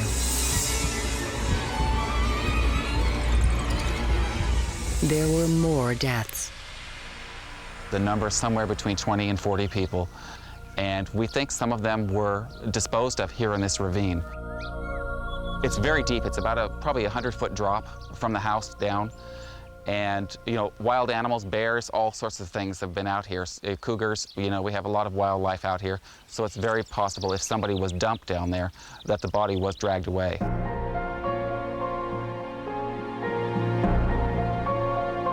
The killing only stopped when the doctor herself became ill. Well, this is kind of sweet, really, in the end. Linda Hazard got pneumonia, and she told the world, I'm going to cure myself by using the fast. Justice came at her own hand. And she fasted for, I think, 25 days before she basically killed herself and died by her own treatment.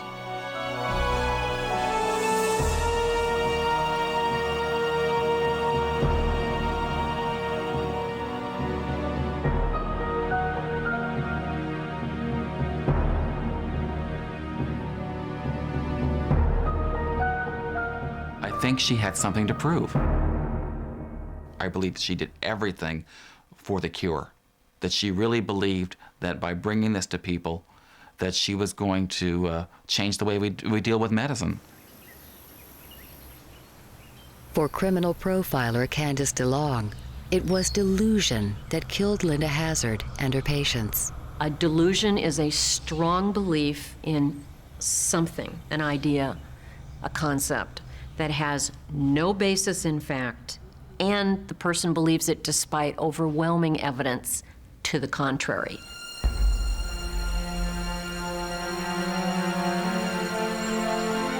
Could delusion also explain the crimes of Countess Bathory? The victims are supposed to be buried around here. Her descendant, Dennis Bathory Kitts, has traveled to Slovakia, to Chuktica Castle, looking for clues. It is an incredible spot. It is unbelievable, kind of frightening place. And there is the rumor that in the dark side of that wall, where the forest grows down quickly into the valley, that the servant girls were dumped.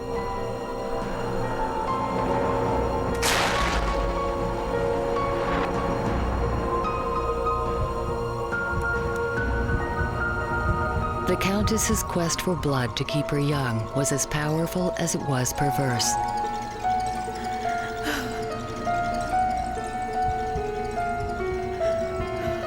Was it a simple iron deficiency or grotesque delusion?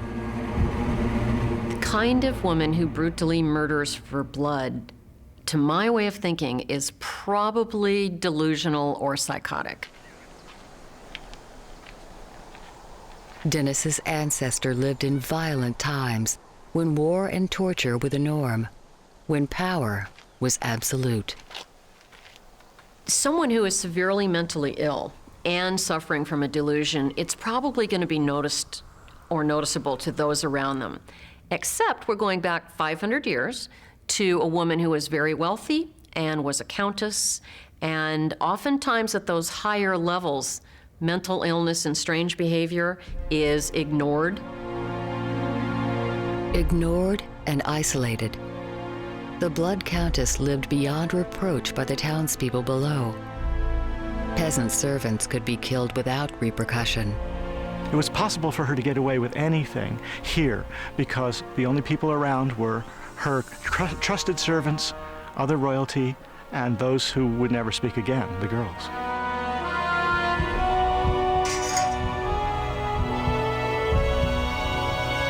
Countess Bathory was locked in a deadly cycle of delusion, with nothing and no one to bring her back to reality.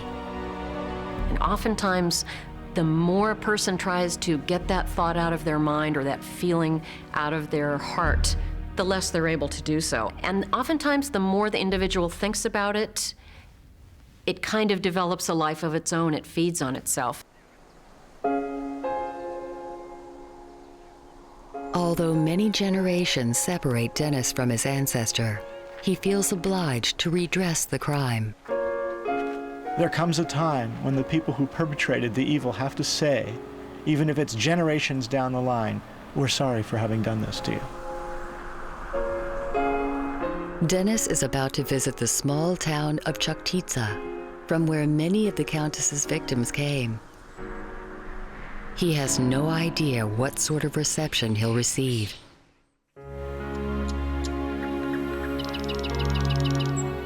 Many in Chukhtitsa claim a family connection to the life and crimes of the Blood Countess. Dennis has invited 20 of the town's dignitaries, including the mayor, to an appropriate venue, Pizzeria Bathory.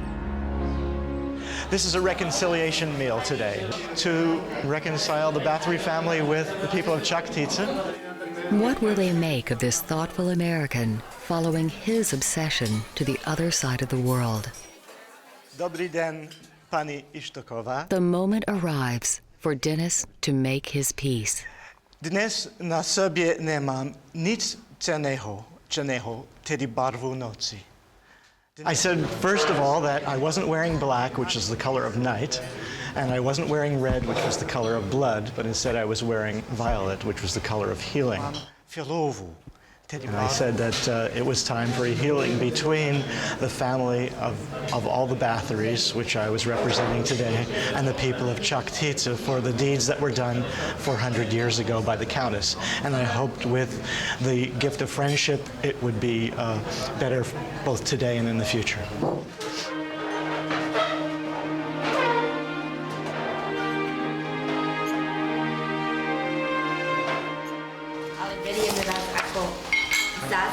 And I would like to thank you for all you've done. And you are welcome anytime here. And they're not angry with you anymore. You are our friends. You are not our enemies.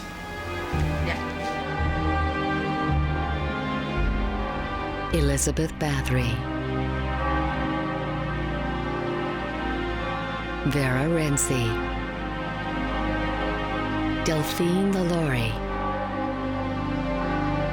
and Linda Hazard, all in the grip of a human failing, seated tragically in youth.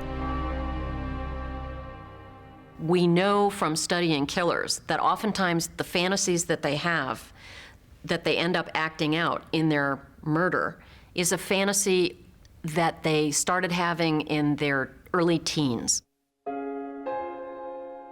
Vera Renczi, perhaps her father left her.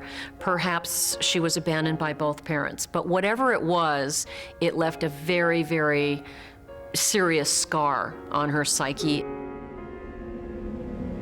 Research conducted by the FBI into serial killers and sadists revealed that the vast majority of them come from families in which they were mistreated as children. And oftentimes these children are abused.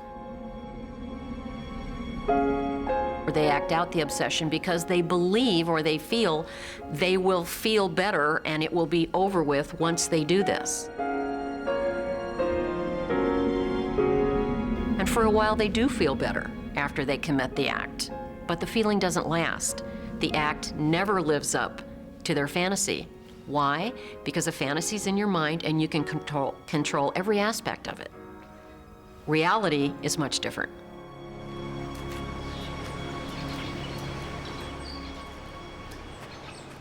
Dennis Bathory Kitts has one last appointment to keep. To confront the Blood Countess face to face.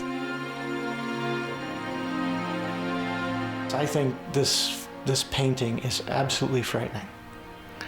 The eyes, the pose, the stillness, and when you know what happened behind that stillness, it's even more terrifying.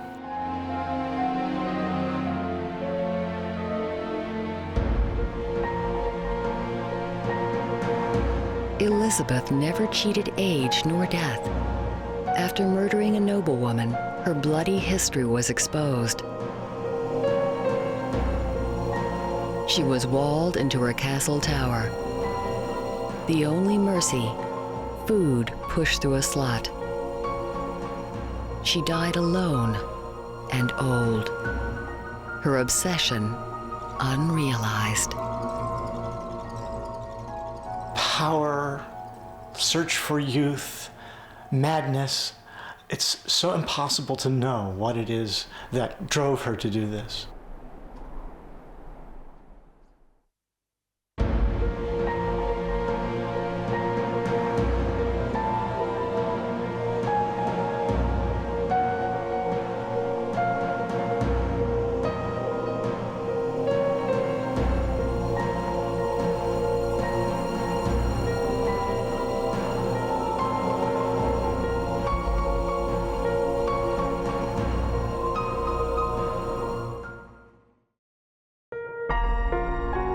These are the stories of women who committed their crimes in different eras, on different continents, for different reasons.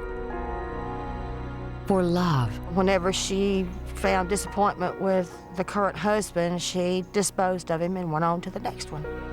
For money. By all accounts, she was pleasant. It's just that she couldn't stop killing people for gain. For attention. She wasn't only killing, she was saving patients too. For escape. All I was thinking of was getting rid of him. But to the criminal profiler, they are a disturbing sisterhood. Whereas you or I may go out for a jog, these people kill.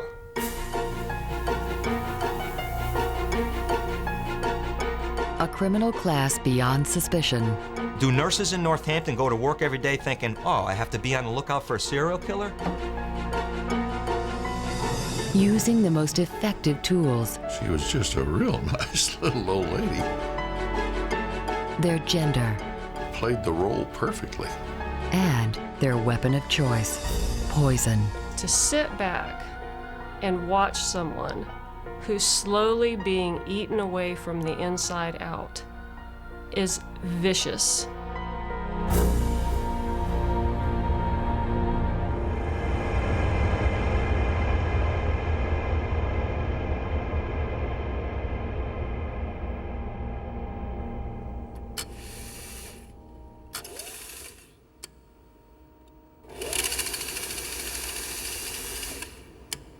In the Tulsa City Library in Oklahoma, Sherby Green confronts her demons.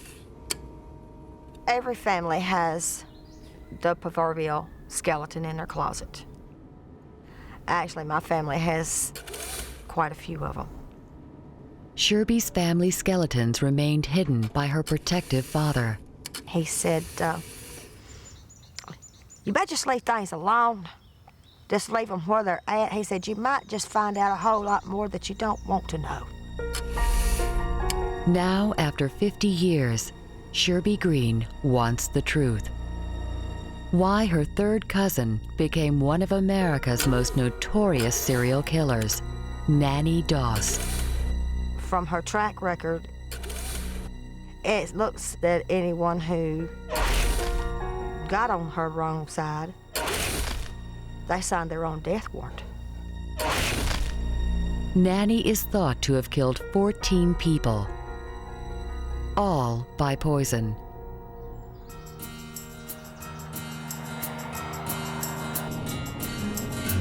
Over the next week, Sherby hopes to meet her murderous cousin, even though Nanny's been dead for 38 years. Well, there's a couple of things that I hope to find out, but I guess the most prominent one would be the why, to understand the woman.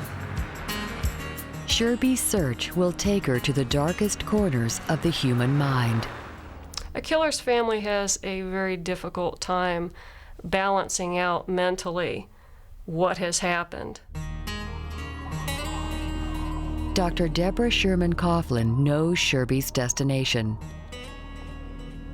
A criminal profiler for 17 years, Dr. Sherman Coughlin has investigated and interviewed many murderers. But intriguing her most are female killers, and why most of them turn to poison. They typically choose poisons because they tend to be in a caregiver role, and they have access to feeding an individual or injecting an individual. It's something that's easy for them to obtain. It's something that is more difficult to trace. Poison is an ancient weapon. Convenient, non-confrontational, secretive. Statistically, women are 5 times as likely to use it as men. It's more difficult for a female to wield a knife and use a knife to cut a victim, whereas it's a lot easier to put poison in someone's food. A female serial killer will choose a victim who's already helpless. They will choose young children. They will choose the elderly. They will choose sick victims. They will choose family members who are close to them. So they're choosing someone who is already somewhat under their control. From 1945 to 1954, Nanny Doss uses her kitchen to kill 4 husbands. Victim Sam Doss is a typical study.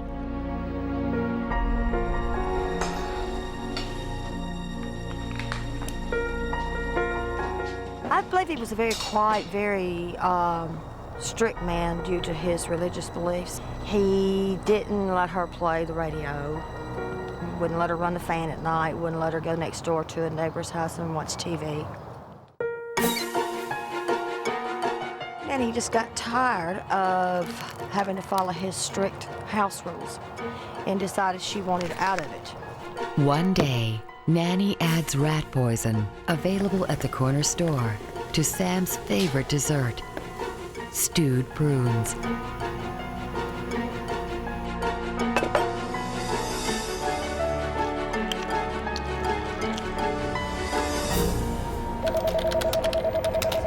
Poison Control Center, how may I help you? How long ago was this? I would take him to the emergency room as soon as possible.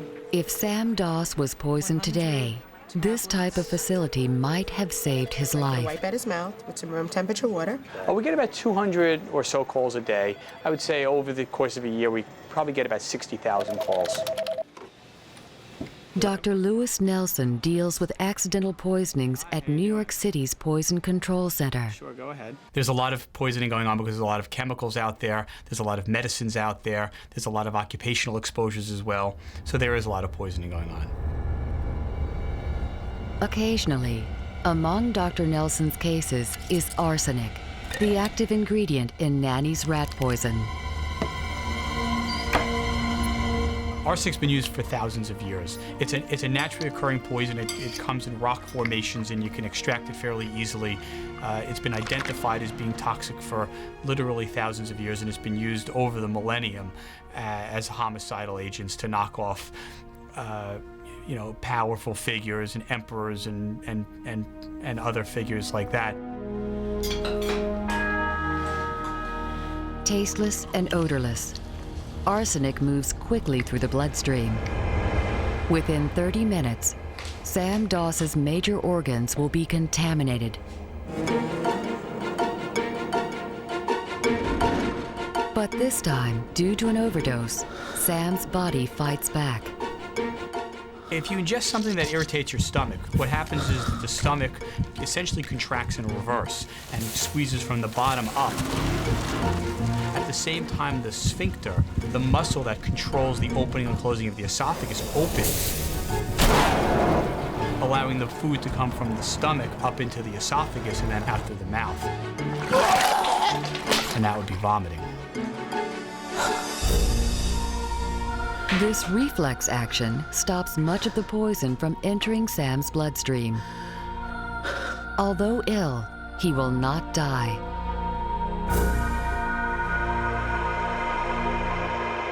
She overdid it that time. The first time, she gave him enough to make him sick enough to throw it up, so it didn't have any effect. Sherby Green tracks down a first-hand account of Nanny's next steps. I'm Sherby Green. Sherby? W. Dean Heidi, M.D., is a respected Tulsa banker. In 1954, he was Sam Doss's doctor. I first saw Sam in my office.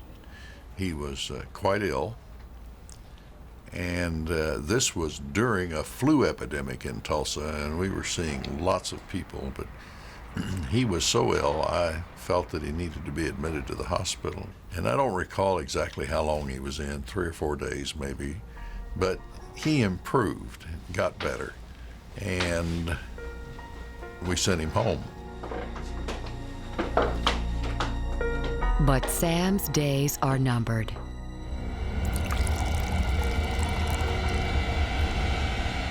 This time she measured it out and she got it right.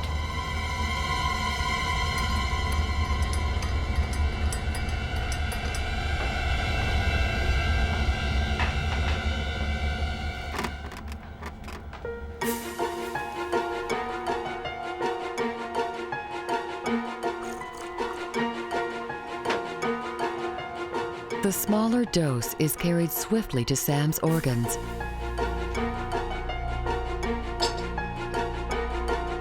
Arsenic is what's known as a multi-system toxin or a multi-organ toxin. It pretty much poisons everything. Arsenic strikes at the core of almost every cell. Energy powerhouses called mitochondria.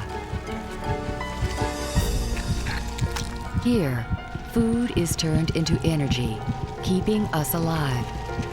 It's known as the Krebs cycle, and arsenic shuts it down by blocking crucial enzymes. And when your enzymes in your individual cells don't work, the cells fail. When the cells fail, the organs fail, and when the organs fail, the body fails. Sam's brain, kidneys, liver, and lungs are being starved of energy. An individual who poisons a human being is sinister.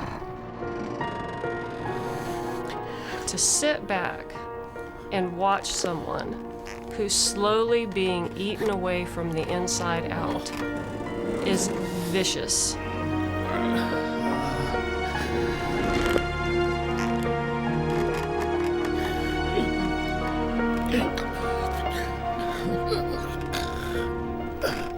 It's immoral.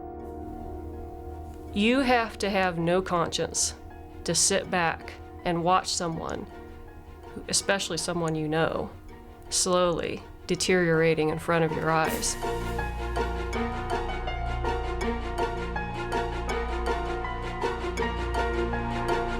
Under the cover of an anguished wife, Nanny admits Sam to the hospital. Sam's doctor is perplexed.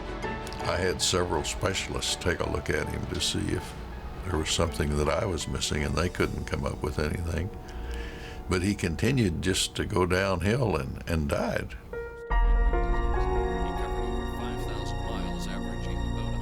But is there anything in particular that stuck in your memory about Nanny?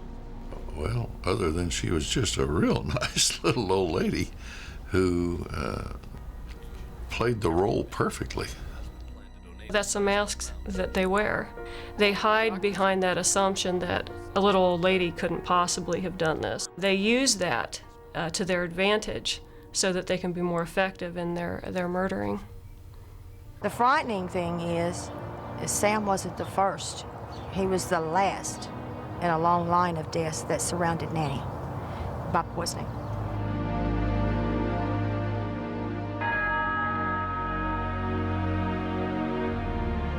"14 of Nanny's family or friends perish. She defies suspicion for 27 years, but not for much longer. Sam Doss will have his revenge from the grave." I have here a copy of his death certificate, and if you'll notice, it's all typed in, except the cause of death and, of course, my signature, because they didn't know what to type.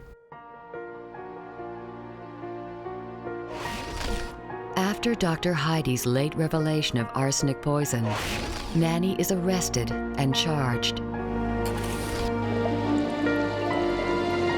But the real hero is a science forged a century before, across the Atlantic. A time when Victorian England is gripped by a poison epidemic, breeding their most notorious female killer.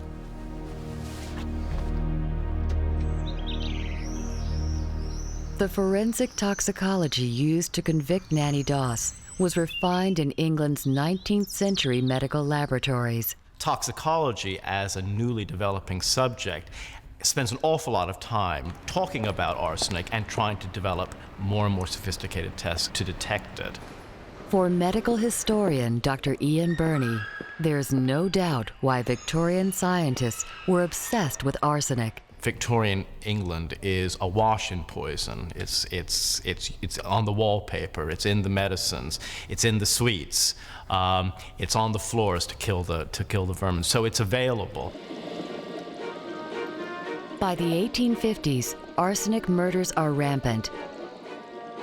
The salt earns a nickname: inheritance powder. Extracting it from victims, exposing evidence, becomes a forensic fixation. It was actually considered in Victorian times the crime of the age. The crudeness of the past had given way to more refined and civilized ways of interacting, so they had a civilized way of murdering. And the most civilized of all will be Mary Ann Cotton, England's worst female serial killer. By all accounts, she was pleasant. She'd been a nurse twice. She'd been a good nurse, a caring nurse. It's just that she couldn't stop killing people for gain. Detective Inspector Paul Heslop solved many murders before he retired. I used to be a constable here and later on a detective constable. Now a crime writer, his imagination draws him to Britain's most poisonous woman. I think it was a woman in search for security in those days, you know. A woman didn't have anything. You know, they had to have the man for the house and the job that went with it and everything else. In the 1800s, marriage means security. By coincidence, Paul Heslop's old beat passes the church where Mary Ann wed one of her victims on September 17th, 1870. I think when she came here and got married to Frederick Cotton, she probably thought she had a catch, if you like. She had a working man, she had an income, she had a family, she had a house.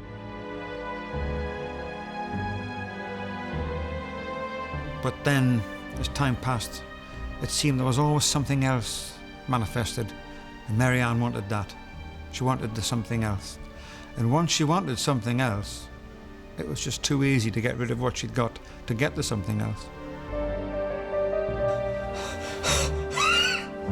On their first wedding anniversary, Frederick Cotton is in no condition to celebrate. He's dying of arsenic poison. Mary Ann poisons for profit. Burial clubs were a common way for poorer members of society to ensure that their loved ones had a decent and proper funeral that they could pay for.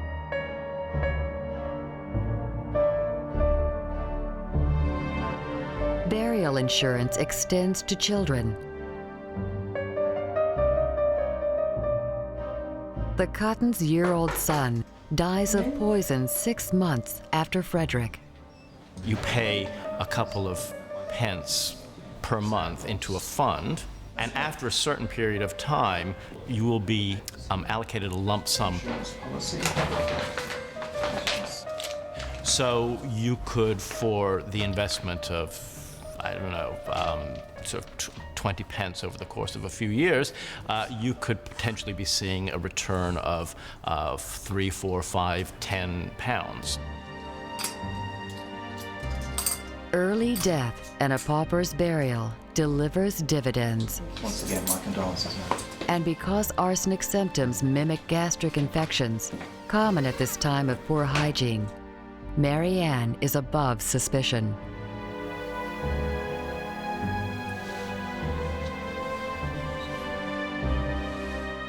It's thought she poisons 3 husbands, a lover, her mother, a friend, and at least 12 of her own children and stepchildren.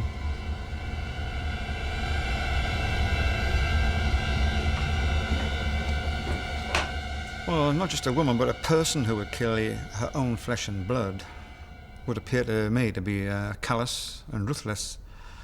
And in Mary Ann Cotton's case, if it was done for gain, particularly so.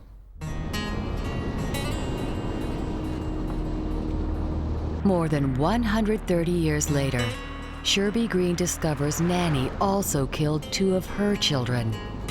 It's the worst that she could have done, is to poison her own children. It's believed she poisoned her sisters, her mother, many other family members, but her own children, her own flesh and blood.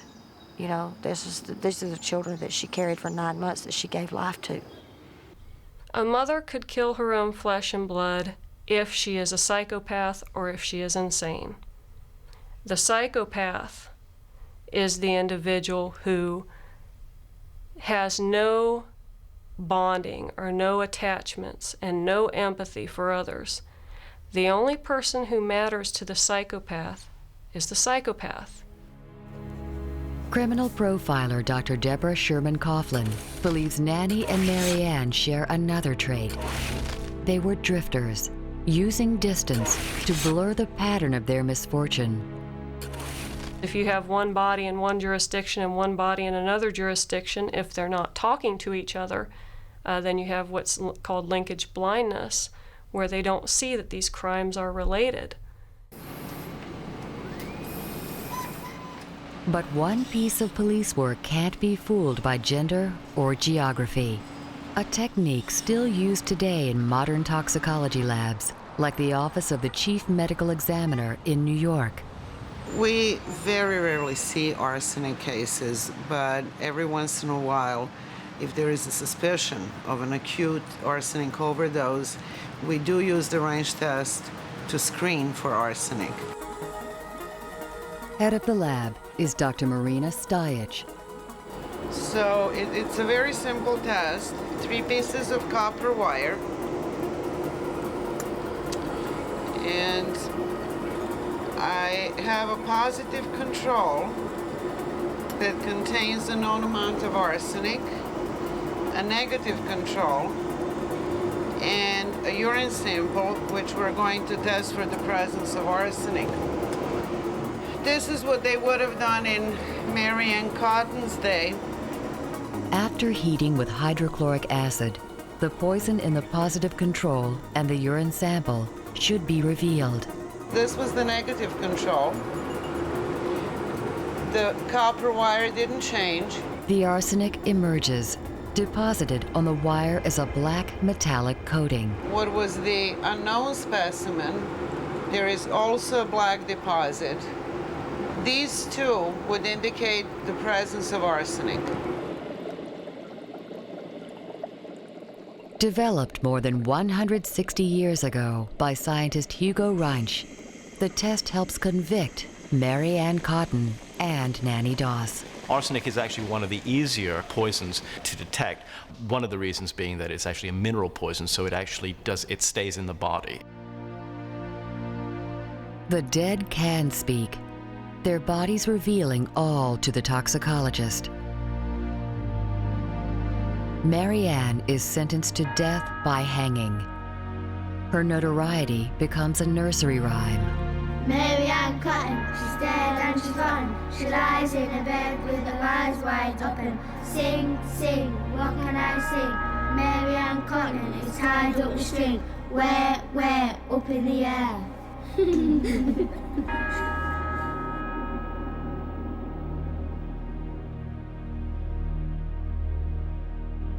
You was asking about the electric chair. Let me take you over and... Nanny Doss is more fortunate. She is spared the electric chair, now displayed at the Oklahoma State Penitentiary Museum. It's not still plugged up, is it? No, it's over here in the back corner.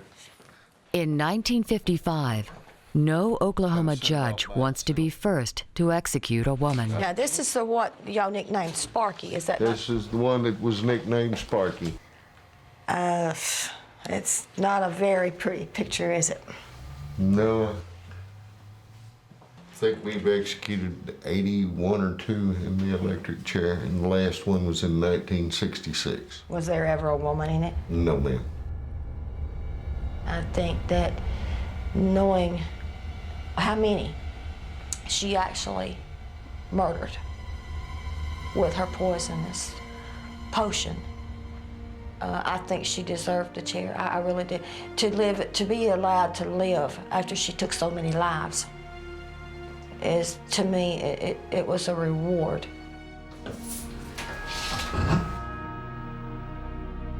The evolving science of toxicology brings many poisoners undone. But to this day, a clever, educated, determined woman can defy detection.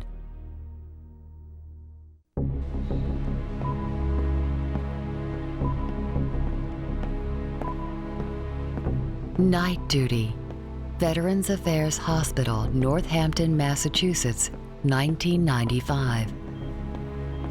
It should be a quiet time of convalescing, but one nurse will see that it's not.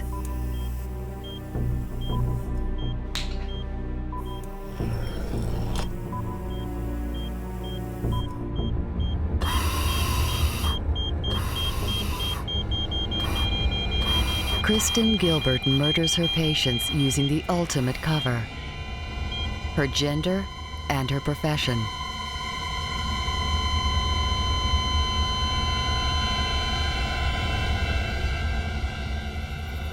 In Massachusetts, she becomes known as the Angel of Death.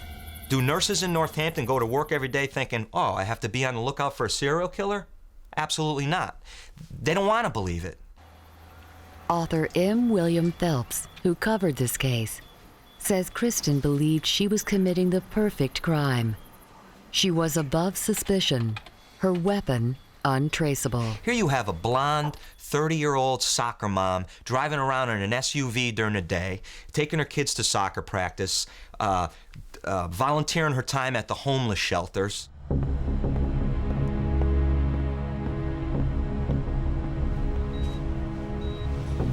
Professionally, Kristen is smart, reacting swiftly in emergencies. No one knows she is creating them. Henry Houdin was a 35-year-old vet. He was a physically healthy human being, and he had been admitted to the hospital because he had this severe case of the flu. Now, Gilbert, according to the U.S. Attorney's Office, injects him with a dose of epinephrine.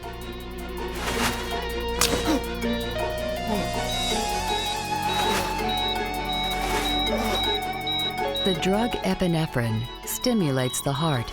It's commonly used to treat cardiac arrest, but it can also induce one. The feeling you get when you run, which is increasing sense of your heart beating or palpitations, your blood pressure rises, you flush. These type of symptoms are exactly what you expect when somebody's given epinephrine. Picture this. Epinephrine's injected into your arm. Your arm immediately gets hot and it starts burning. Your heart starts racing out of control and you go into massive cardiac arrest.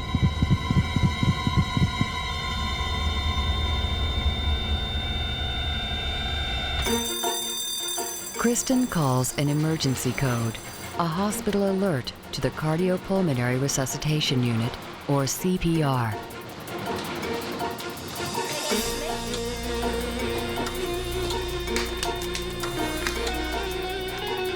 Little does the CPR team know they will only make things worse. All right, we're gonna have to shock him. Clear. When a CPR team comes in the setting of a patient in cardiac arrest, one of the very common things you might consider doing is giving epinephrine, which would be a great drug to give in most settings, except in the setting of epinephrine-induced cardiac arrest. Then you'd be basically giving the patient a double dose. If Gilbert gives an injection of epinephrine to kill this person, and the doctors come in and they give him more epinephrine, you tell me, how are they going to find out that she's using epinephrine to kill these people?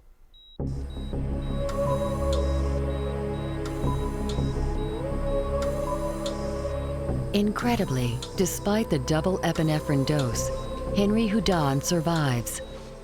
For the moment. 45 minutes go by. All of a sudden, another code is called by Gilbert on Houdon. He goes back into this cardiac arrest. Clear. Investigators believe she injected him for a second time. They save him again. This was a strong man. He fought for his life. He wanted to live, this guy. He wasn't gonna let a 30-year-old soccer mom take his life from him, okay? Twice more that night, the CPR team is called to Henry Houdon. Another code is called. Lo and behold, another code. Oh my God, on Henry Houdon. He goes into massive cardiac arrest, but this time they just cannot save him. He goes brain dead. They cannot save his life.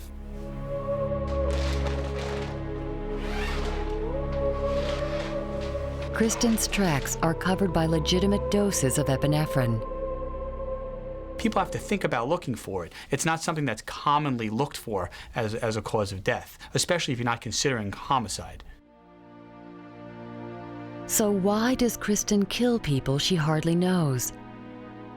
Prosecutors believe her motive is ego.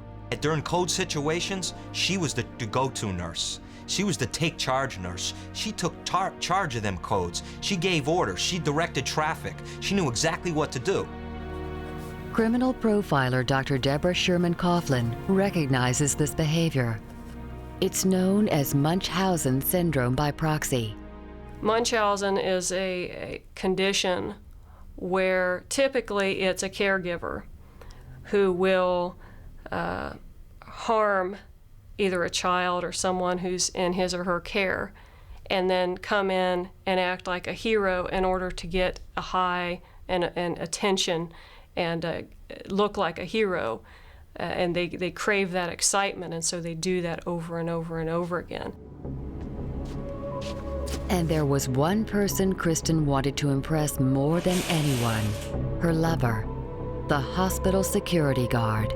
When she would inject her victims with the epinephrine, the security guard always had to come to the codes. He was required to do that.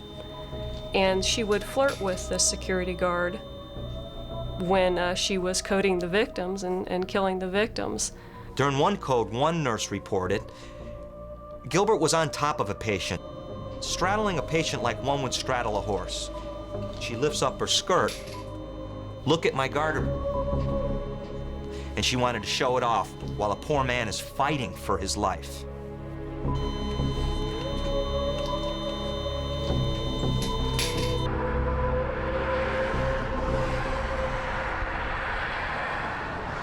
Kristen Gilbert will regret her final bid for attention. Disguising her voice, she makes a series of bomb threats to the hospital. Yeah, police officer Prospect, may I help you? This is my last call. In 25 minutes, I'll see you in hell.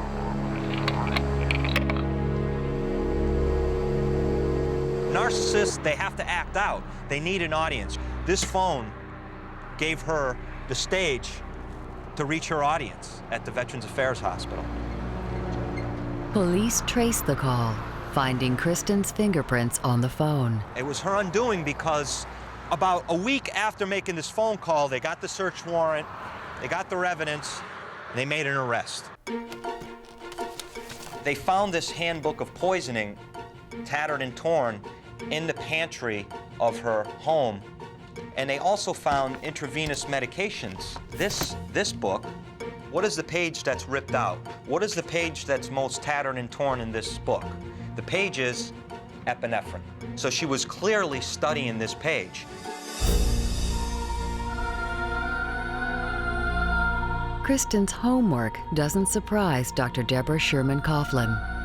What I found when I interviewed female serial killers was that they would get books on pathology, criminal investigation, forensic science, and then they would read that information, learn about that information, incorporate it into their fantasies first, and then begin experimenting and use that in their crimes. They learn all about criminal investigation and killing to find out the perfect way to do it without getting caught. But Kristen does get caught. Not by toxicology, but by traditional police work. She's serving 4 consecutive life sentences for murder. Some believe there may have been more. Authorities explained to me that there's a possibility that she could have killed 75 people. If that's true, then she would be one of the most prolific serial killers in this country.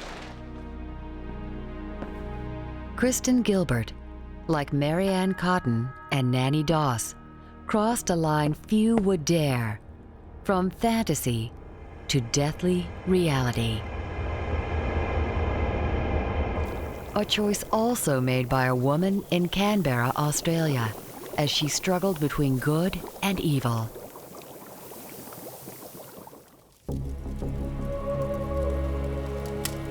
All I was thinking, I was getting rid of him. That was the first thing that entered my mind. I said, this man's got to go.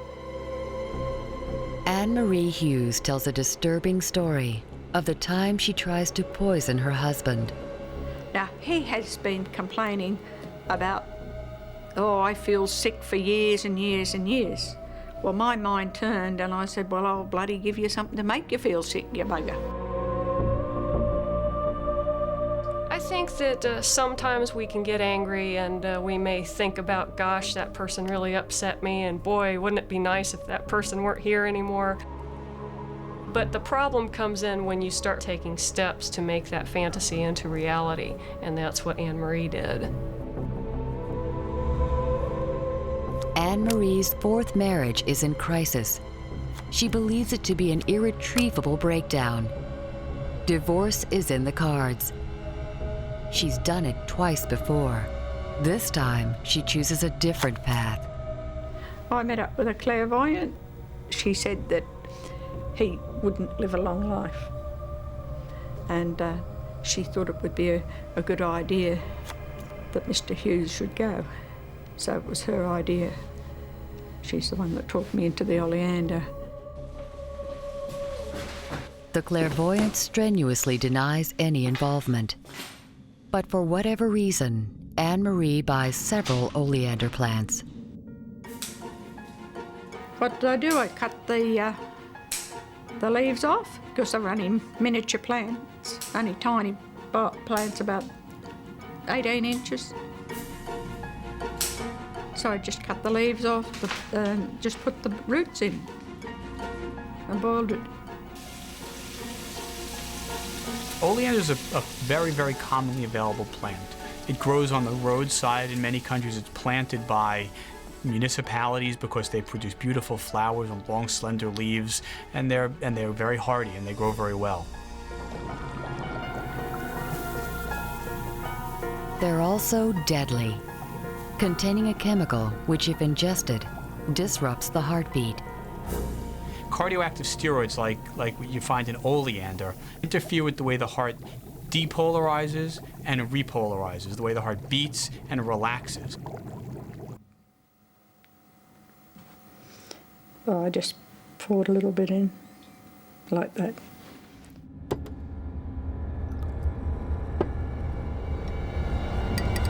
Annamarie believes her marriage troubles will soon be over. I felt bad about it, but I said, I've got to do this just to show this man that he can be brought to heel like everybody else.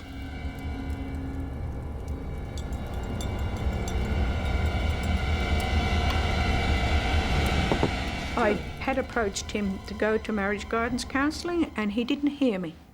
He never wore his hearing aids, and all I ever got from him was, "I can't hear you." In other words, he turned the hearing aid off so he couldn't hear.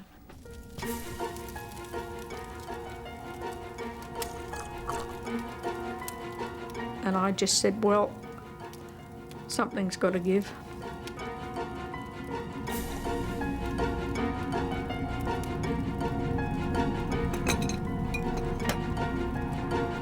I guess tuning a car would be one way to look at it. If you time it a little too early, you don't burn your fuel efficiently. If you time it a little too late, you don't burn your fuel efficiently. If you time it far too much on either side, the engine just won't start. Altering in either direction, which is exactly what a cardioactive steroid would do, could produce a malfunctioning heart.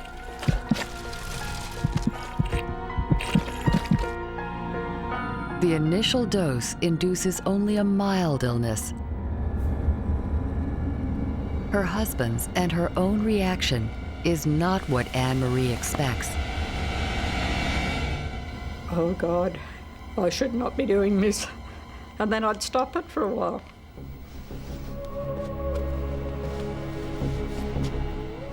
It will be the first of several doses.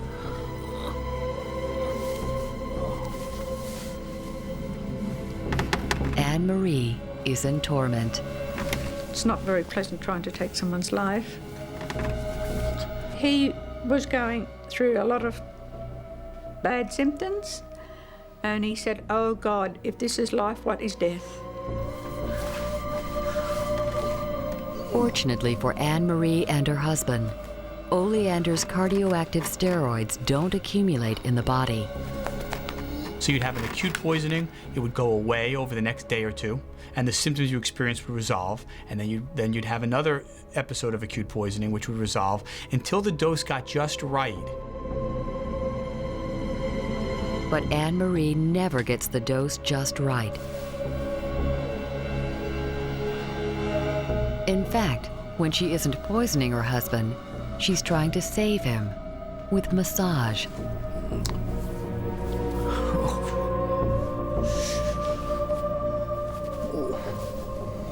I did the cleansing of the stomach with the hands. That's, you go around across the top there and down there, and you follow the line of the bowel, and you get rid of all the stuff. Annamarie finds herself torn between wife and killer. Seeing how you're making someone suffer, and then, trying to do something about it. You've got, it gives you that you've got a dual personality. For 6 weeks, Annamarie lives a double life until instinct wins out. I went into one of my neighbours who was living next door and told them what had happened, and they rang the police, and that's when I ended up in the position I am. Annamarie confesses and is charged with endangering her husband's life. While she's in jail, she's diagnosed with severe depression and slides further downhill. At her trial, a year later, the judge orders her release on medical grounds. Oftentimes, these offenders have high stress levels in their lives. They're unhappy. They've been unhappy all of their lives. They feel put upon. They feel they have too many burdens. And so killing for them is often a form of stress relief. It's mind-boggling what I went through. And now I look back, I wonder how I had the courage and the conviction to do it. But then when you're pushed beyond your limit with years of abuse, what else can you do?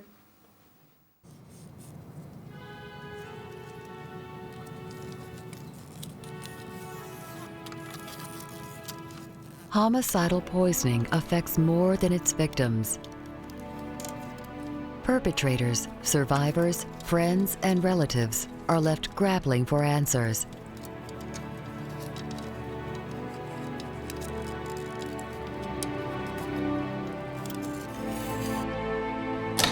The court believes that the people and legislature of our Christian and enlightened state have never contemplated... In the McFarland Library at the University of Tulsa, Sherby Green finds an original recording from the trial of Nanny Doss. This court has never heard of any woman being put to death for any crime in Oklahoma.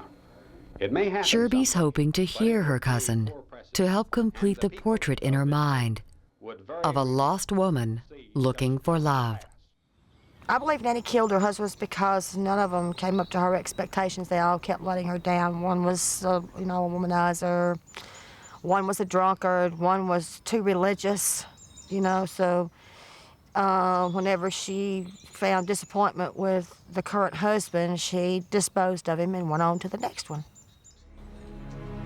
I therefore sentence you, Nanny Doss, to a term of imprisonment for your natural life in the state penitentiary. Disappointingly, only the judge is recorded, leaving just one place left to explore. Oklahoma State Penitentiary, where Nanny spent her final days. Okay, so this is the actual place where Nanny was... Right, this is the actual building where she was housed. It's been closed about 2 years. Nanny died here of leukemia, 10 years to the day of her imprisonment. This is the actual housing unit where she would have done time, and there would have been beds in here, and this would be it.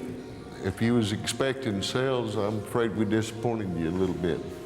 I had read a couple of the articles in the newspaper where she had said that they wouldn't allow her to work in the kitchen.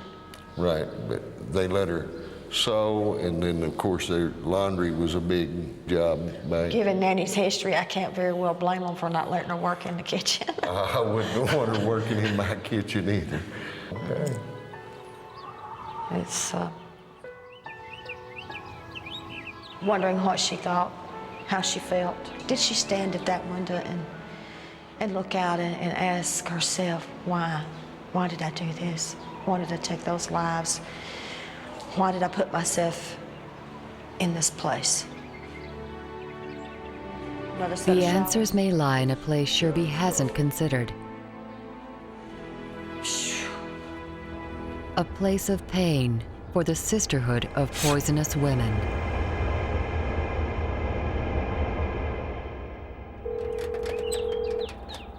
Dr. Sherman, please. Yeah, speaking. Dr. Sherman, this is Sherby Green. I wanted to talk to you a little bit about Nanny. Well, Nanny appears to be a psychopath who doesn't have the same feelings of concern or caring or bonding with others that you or I might have. For almost 2 decades, Dr. Deborah Sherman Coughlin has drilled into criminal minds. She would view them as burdens to be gotten rid of so that she could get what she wanted. And really, she's convinced murderous women all have something in common: a troubled childhood. Okay.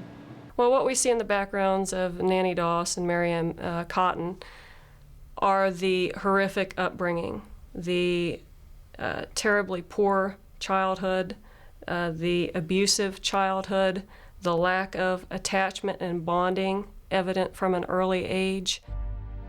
Nanny grew up in rural Alabama. Although a friendly community, her hot-headed father kept her in virtual isolation. Socializing was forbidden. Mary Ann Cotton's childhood was also repressed. Already poor, her father fell to his death in a coal mine, plunging the family further into hardship. Kristen Gilbert had difficulties as a teenager. The more she became alienated, the more she developed a pattern of lies and deceit. Annamarie Hughes suffered unspeakable brutality from those she felt should have loved her. My father-in-law continually raped me for many years, and I couldn't do anything about it because I didn't know what to do. No love shown. No love was given to us as children. I didn't know what love was all about. I still don't. I find it very hard sometimes to show any feelings. I can hide my feelings pretty well, don't you worry. I've had to learn. Dr. Sherman Coughlin believes this early powerlessness begins a tragic, unattainable quest. Because they have no control over their lives, they begin to turn inward psychologically, and they begin to fantasize about the perfect life. They fantasize about a Prince Charming, an idealized romance to take them away. Then they find out that reality is not as good as fantasy, and they cannot deal with it.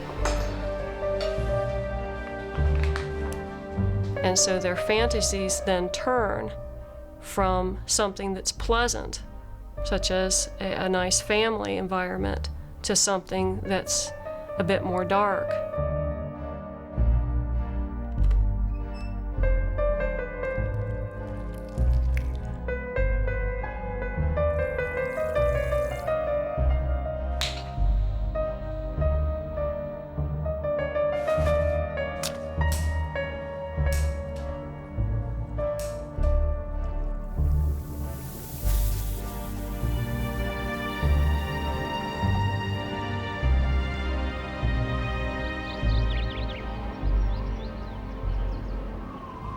From this darkness, Sherby Green can find some light.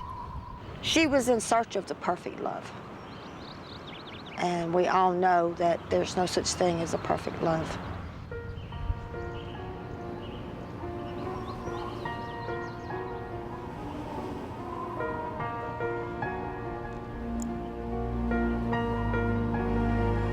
I'm sorry for her in one sense, because she never found what she looked for. It saddens me to know that there's not just her, but so many people in the world who search for that inner peace.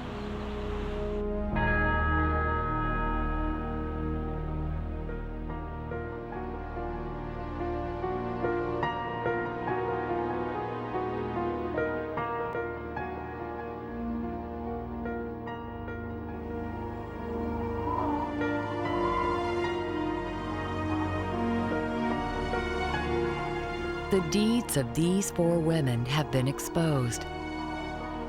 But, disturbingly, Dr. Sherman Coughlin believes many are not.